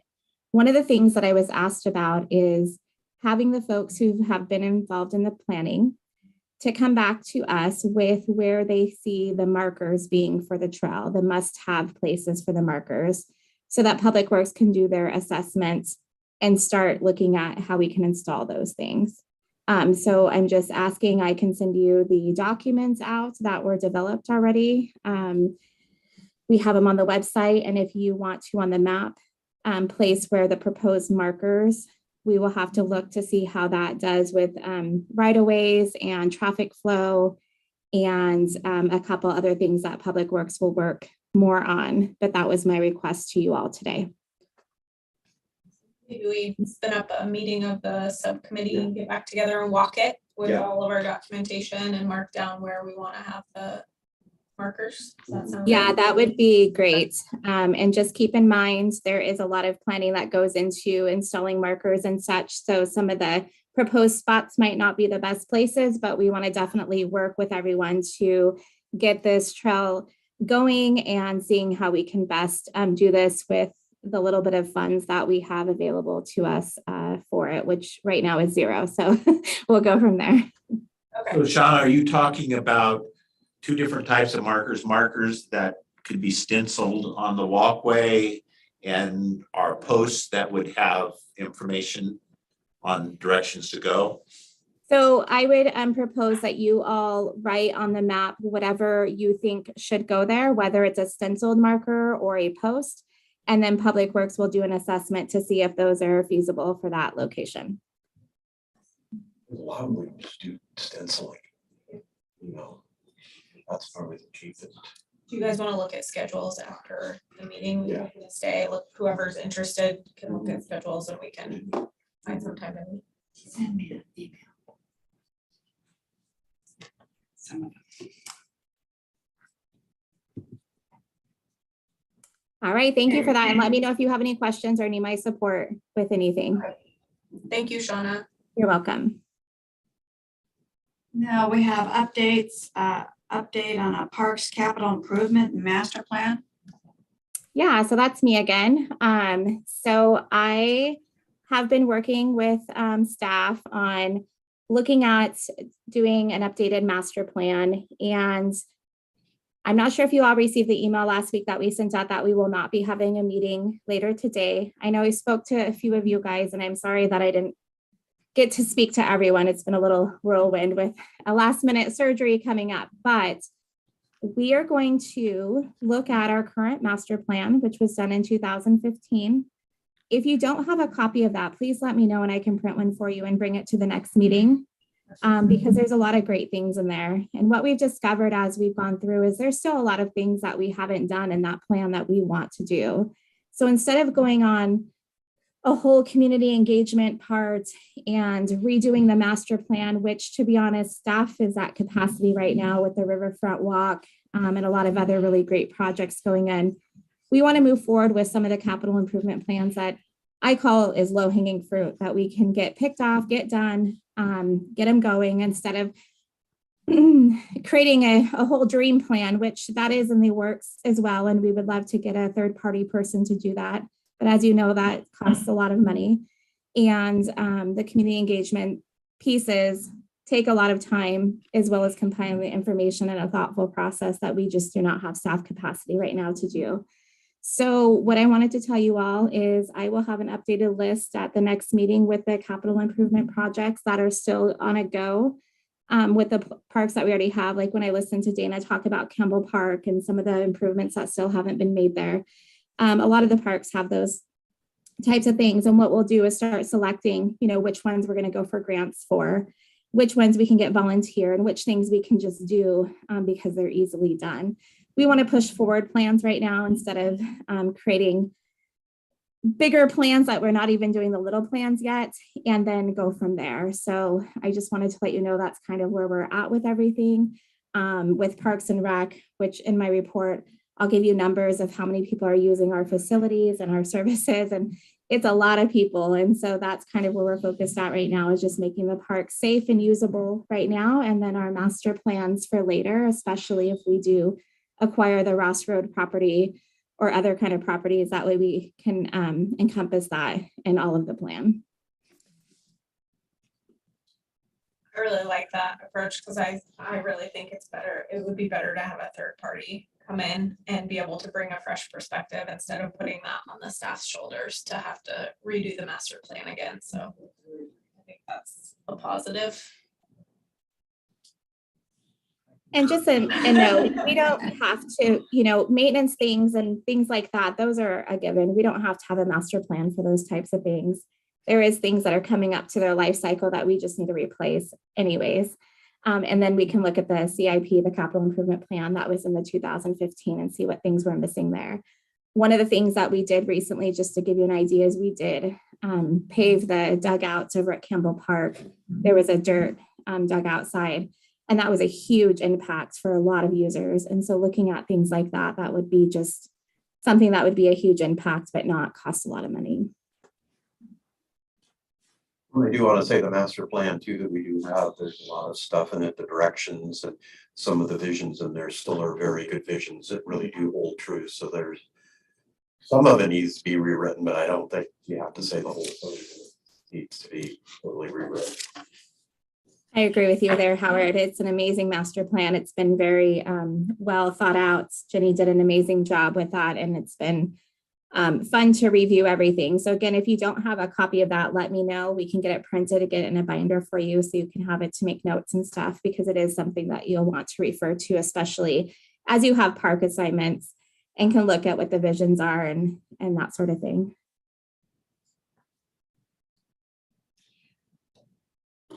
Questions?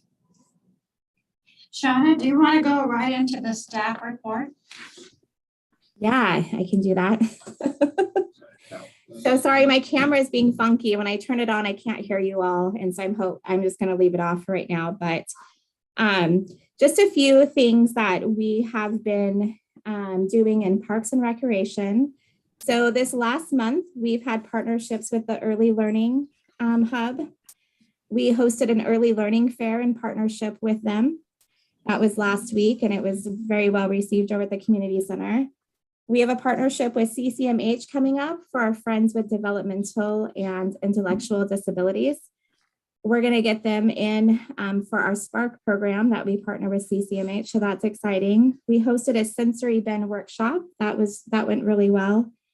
I have a talk with the St. Helens School District, who is our main partner, to talk about summer funding, because there's, I believe, it's $150 million in funds coming to summer programming that will be going to the school districts and then divvied out from there. And we work really closely with them. So we're looking to see how we can help support their programs.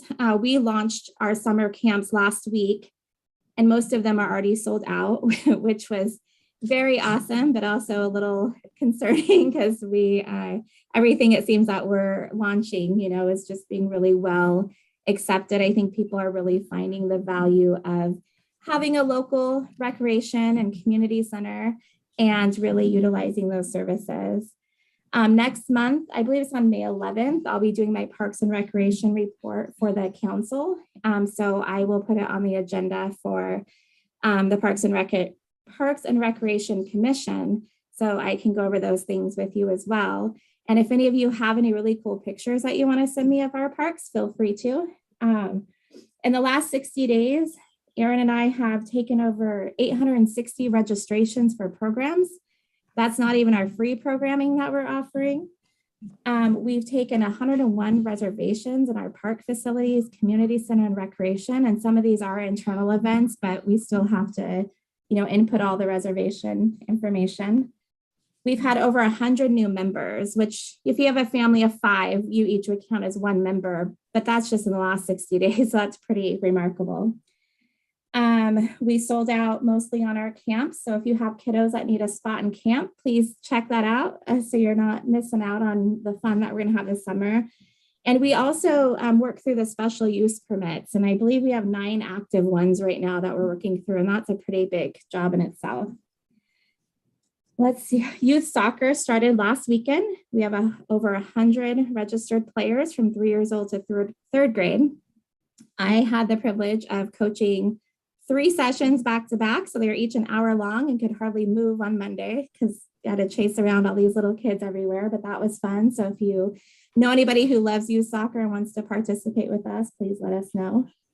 We're always looking for partnerships. We have a great partnership with OSU Extension, the Art Guild, ESD, CCMH, the school district, and many others. So any nonprofit groups that you know, have them contact us and we can see how we could help support them and then see what they can do to help support us in the partnership. We are working on our field maintenance, which if you all have been out and seen the fields, they look great, probably better than they have in a long time. We've been really focusing on dragging them and we did a lot of weed management before the kids started playing. We have, I would say, over 1,000 people each week using our fields between softball, little league, and high school softball. We do have our first drag ordered, which is exciting because it's a little bit of a hardship to not have one and have to use the power rake instead. So you'll see that. So the fields will even look better there. I've been working really close with our girls softball, our little league, our disc golf, and other partners to see what things that they would love to see us do to support them, what things realistically we can do and how we can work together to make that happen. Disc golf had a work party last weekend and moved one of their disc golf bins and then also did a big cleanup. And it just looks really great. And we were able to support them in providing some gravel over there. May 7th is the work party at McCormick Park. That is hosted through Scappoose Bay Watershed Council. It's going to be from 9 to noon and then another one from 1 to 4. They're focusing a lot on getting the invasive plants away from the creek and have had some training with staff on how to do that effectively, but also what they can do to help that. We'd love to have you come out. I would love to keep having work parties, even if they're not ones that Scappoose Bay can support. I think that, like Brandon said, with the Japanese gardens, that would be an amazing spot to bring back. I think that people would be interested in if we were able to pull something off. So having the volunteer support would be awesome for that. We're still dealing with vandalism over at Campbell Park. Our bathrooms are currently closed, except for we do open them up for a 2-hour period when the high school softball teams are there, because they actually come over to the bathrooms and use them for their changing room and such too. Because when they have to get on the bus, it's right after school. And then we close them back down. We do have a porta potty over there for now. We are planning on opening them back up within the next week or two, but we did have an incident where the bathroom didn't get shut by volunteers when we had opened them for them, and our door almost got ripped off and ruined, and it's like a $2,000 door. So we're waiting for the parts to repair that. We do have automatic timers on there, but we're just not able to capture the folks who are doing the damage. They're coming at times that I'm sure they're watching for us, because we go to the parks many times, and I know other people are there too, and will call in things if they see them. We did have to replace the roof over at the snack shack at Campbell Park because of kids getting on top and it caving in. So some opportunities are at Campbell. So Dana, I'm excited to have you focusing on that, because that is a park that is near and dear to my heart. My kids, we played there a lot when they were little. And I think just with some TLC and some good ideas, we can probably get it back up and running like we need to. So yeah, we're just super busy. I've celebrated a year in this position.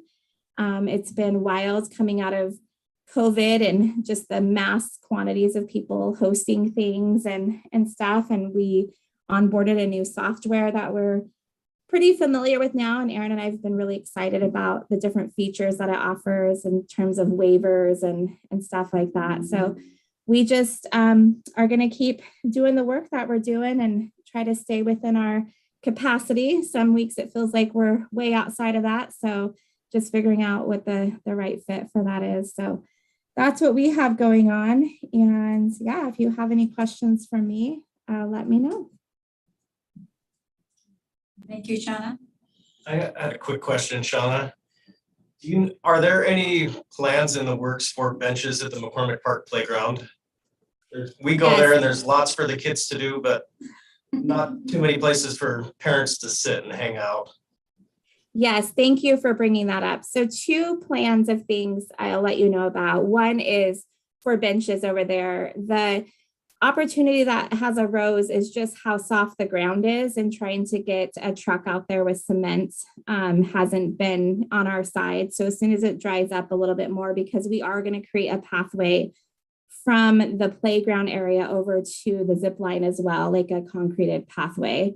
So just when they got finished last year and the new grass was planted, and then just how wet it's been, those have been the hangups with that. But there'll be new benches, also a drinking fountain by pavilion number 4, which is the one next to the playground, and some signage over there as well.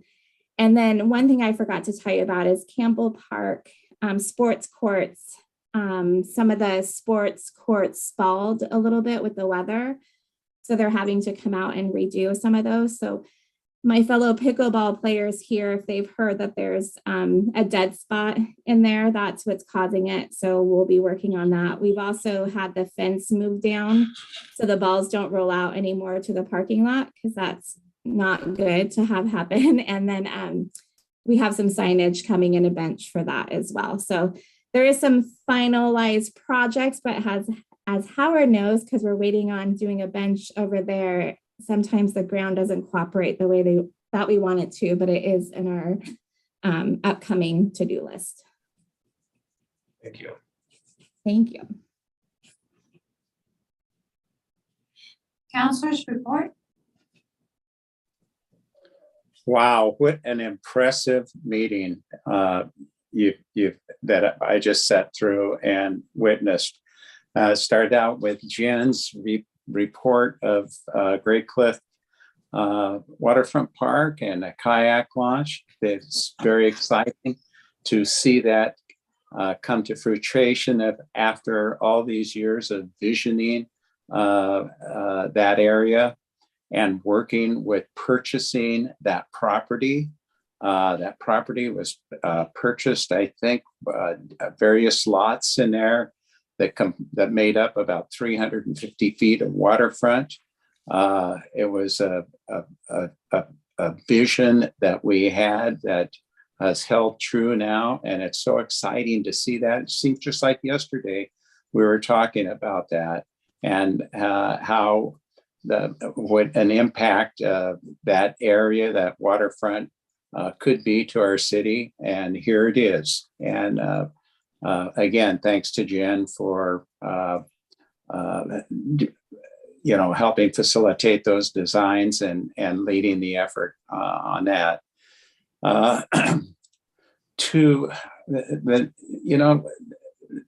The interesting thing was with their 2 candidates that we have for the commission, 2 very strong candidates. We can't go wrong with either of those 2. And I just wish you the best of luck in figuring out who's going to be the best candidate for that, because they both bring to the table a variety of experience, expertise, and a passion like you folks have. And I was very intrigued by that. And it just continues. In the council, with the council, I've been adamant more about any project any project I've been more advocating than anything in the last couple of years is the trail, our urban trail. And I kind of think that it just has to go this year. It just has to be made. So I was pleased to hear that you have a bit of homework to do in terms of finding out and marking places for signage and that kind of thing. It's kind of on the final steps, because Public Works is is pretty much all in on helping us with that. And so it's a matter of, you heard Shauna say that there's no money. Well, that means that Public Works then we have to rely on Public Works to help facilitate those kinds of work projects to make this happen. So there's all of that. And Shauna, my heavens, her, she's been with us a year, and notice her reports. Oh my heavens, what a huge difference she's made with Parks and Recreation.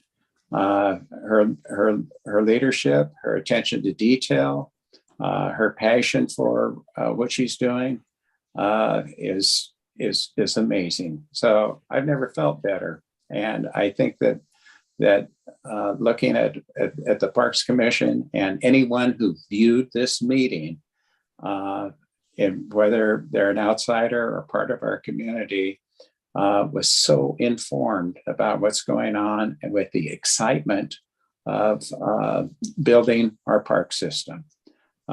It's more than just status quo. It's matters of moving forward with projects and new visions and making a lot of dreams come true. Anyway, I just feel really good from what I've witnessed in the last 2 hours. Doug. Can I ask you a quick question, Doug? Yes. When does the fiscal year end for parks so that we may hopefully stop hearing that we're out of money in parks? Is that a year to year, or is it like a July thing, or when? What is the cycle? Do you know? It ends in June. June. Okay, so after June, we hopefully will have more money for our parks. Nobody said that. We'll have to go It's through. June 30th, Howard. Sorry, Doug. Okay. And the projection for our parks is going to be very similar to what it was this year, which pretty much operating supplies. And we've had a lot of increase in supplies costs, trash bags, doggy poop bags, things like that. So we're going to have to really be depending on a lot of grants this year, which, yeah. Is there a reason that traditionally this has been the case where there's not much money for the parks?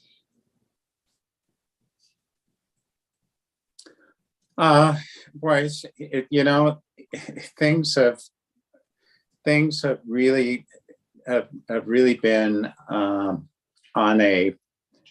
an upswing for the last 2 years in terms of monetary value, I do believe. And this year, with the council, everyone's just kind of like, how are we going to do this? How are we going to move forward with what we're doing? And it looks like the library and administration and the police no one's satisfied in a sense with status quo, even though there's been cuts in a police from 20 at one time 24 police officers. We're down to 12 now, cut in half.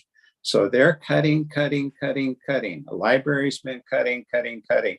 And if the park stays status quo with what it's been, that's the best we can do, I believe.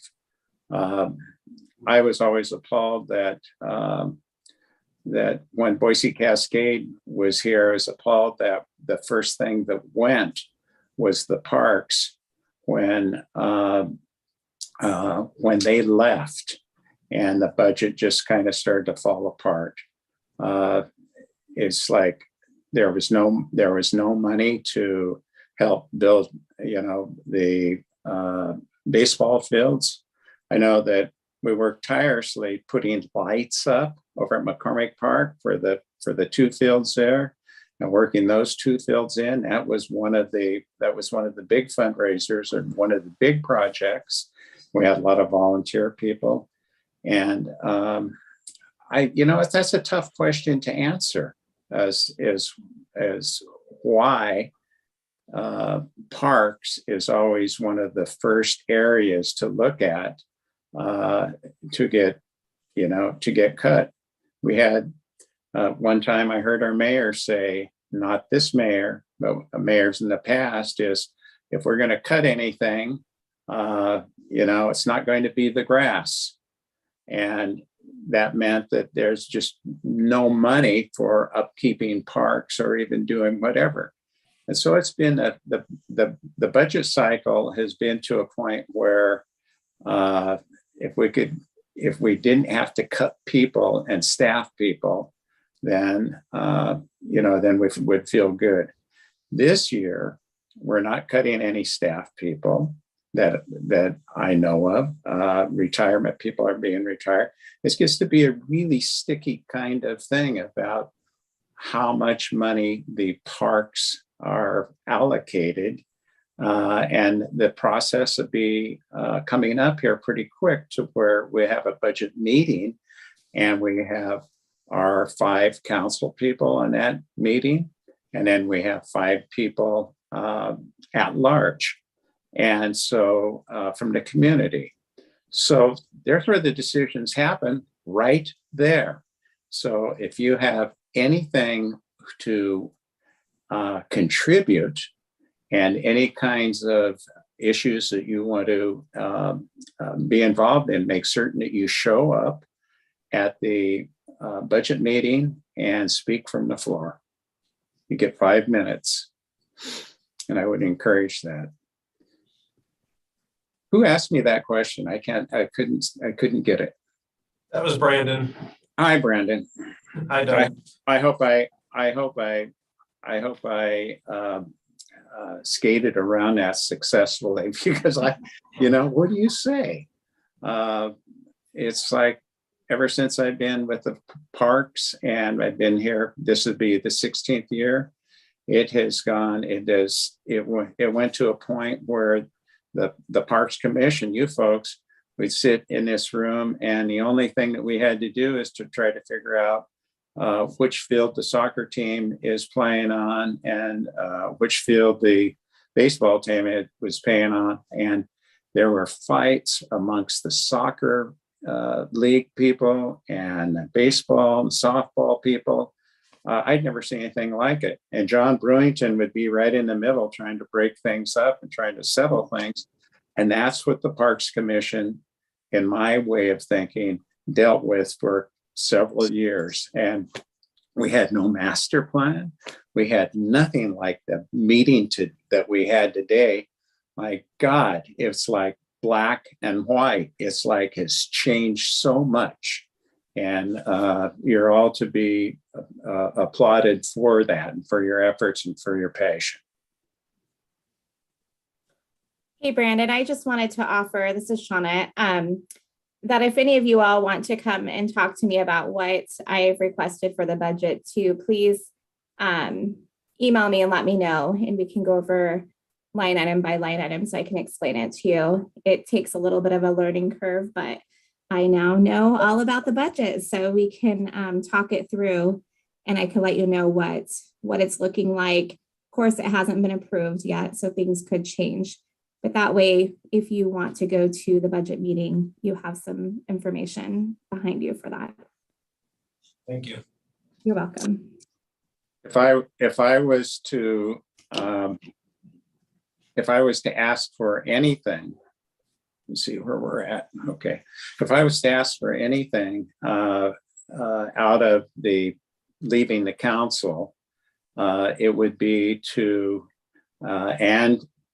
with parks, it would be to go over those budget items early on so that the Parks Commission would have their input much earlier. So hopefully that can happen next year and the year after. But being this Shauna's first year, that's very understandable.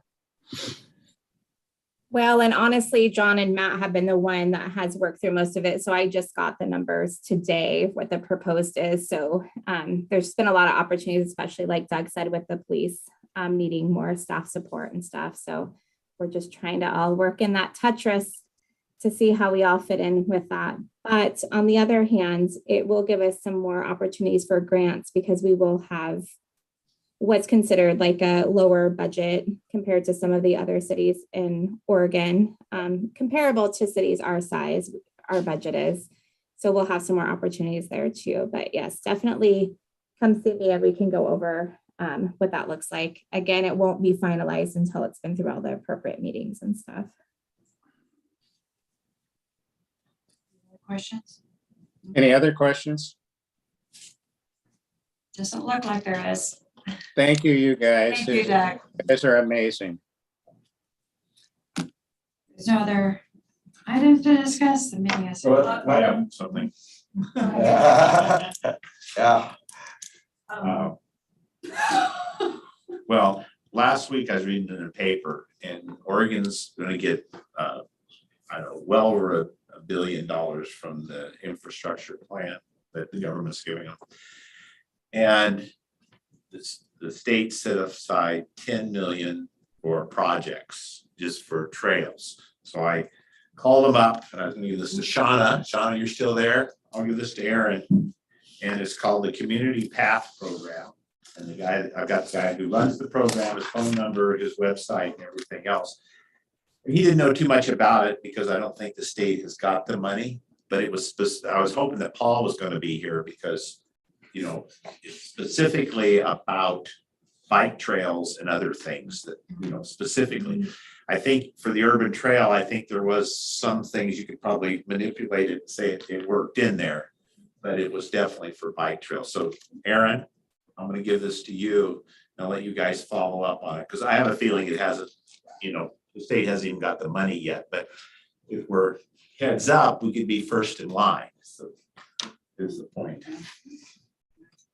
So Kathy has this commission scheduled for the June 1st work session to give your annual report to council. So if a couple of you want to volunteer to work on that.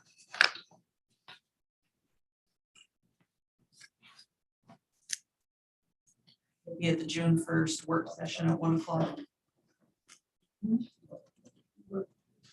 Happy to provide the templates that I've used kind of in the past to update off of if you guys want to use a similar format. I don't know that I have the bandwidth this year to assist in compiling the report or giving it, but I can do a handoff of materials happily. That's great. Thank you. And I'll try to do my report here in Okay. less than a minute, hopefully, or thereabouts. Mainly, we had about 14 people come to the native plant walk in the park. The wildflowers cooperated this year, so everything was blooming real well, so a good time was had. We had the 2 work parties. The morning one had probably 20 to 25 people. The afternoon one had about 25 to 30 at Knob Hill. A lot of scouts this time. We wish we would have known we were going to have that many scouts. Also, the board here, we used to take a field trip once a year to go someplace to one of our parks. And I'd like to recommend this year that we should try to get them to shuttle us out to Sand Island. So if we can start trying to work on that for some time this summer, since a lot of us have never been out to Sand Island or we haven't been out there in years to see what type of improvements have been made. The next one would be is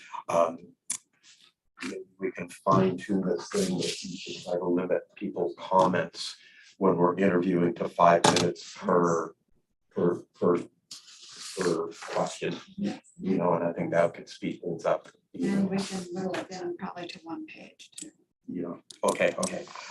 That's also would be the next question. One of these, when do we have to have these back? And because And by the end of the day on Wednesday, and that has to be to Kathy. okay, and it's a two pages per person? Yes.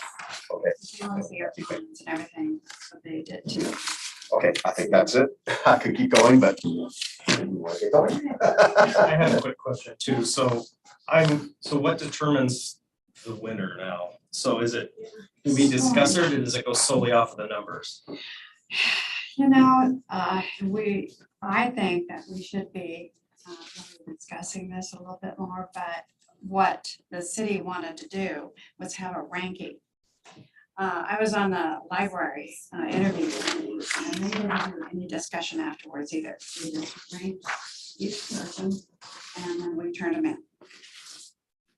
Kathy, so. Two of these questions, I have a hard time ranking. I don't know if the last question really deserves a ranking. Either it's you can be here or you can't. And then how do you rank what somebody's favorite park is? There's not really a right or wrong answer to that. So those are just a few issues I have with the process. Yeah, I agree. And we can discuss that probably next month agenda. And how we're gonna put it down and how, and if we want to change.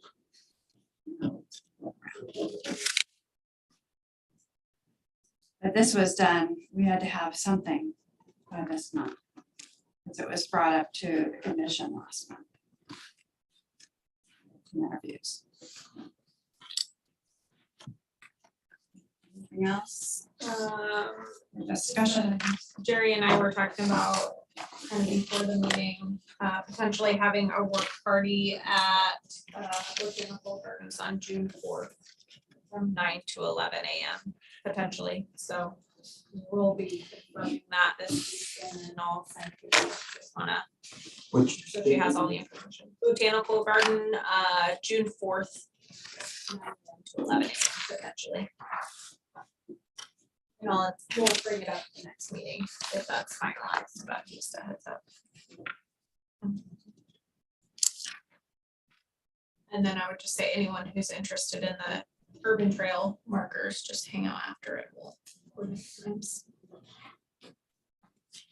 Any other discussion items? No, I think we can adjourn. Meeting's adjourned.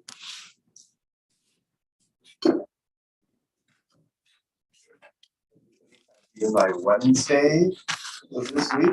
Yes. We do it electronically to Kathy. Or you can, I was gonna offer to pick them up or, and take them because I'm gonna see I'm her. headed out for tomorrow, Here, so. get one of them. Okay. Put them on Kathy's desk, right? Thank you. Or you can, drop them off yourself.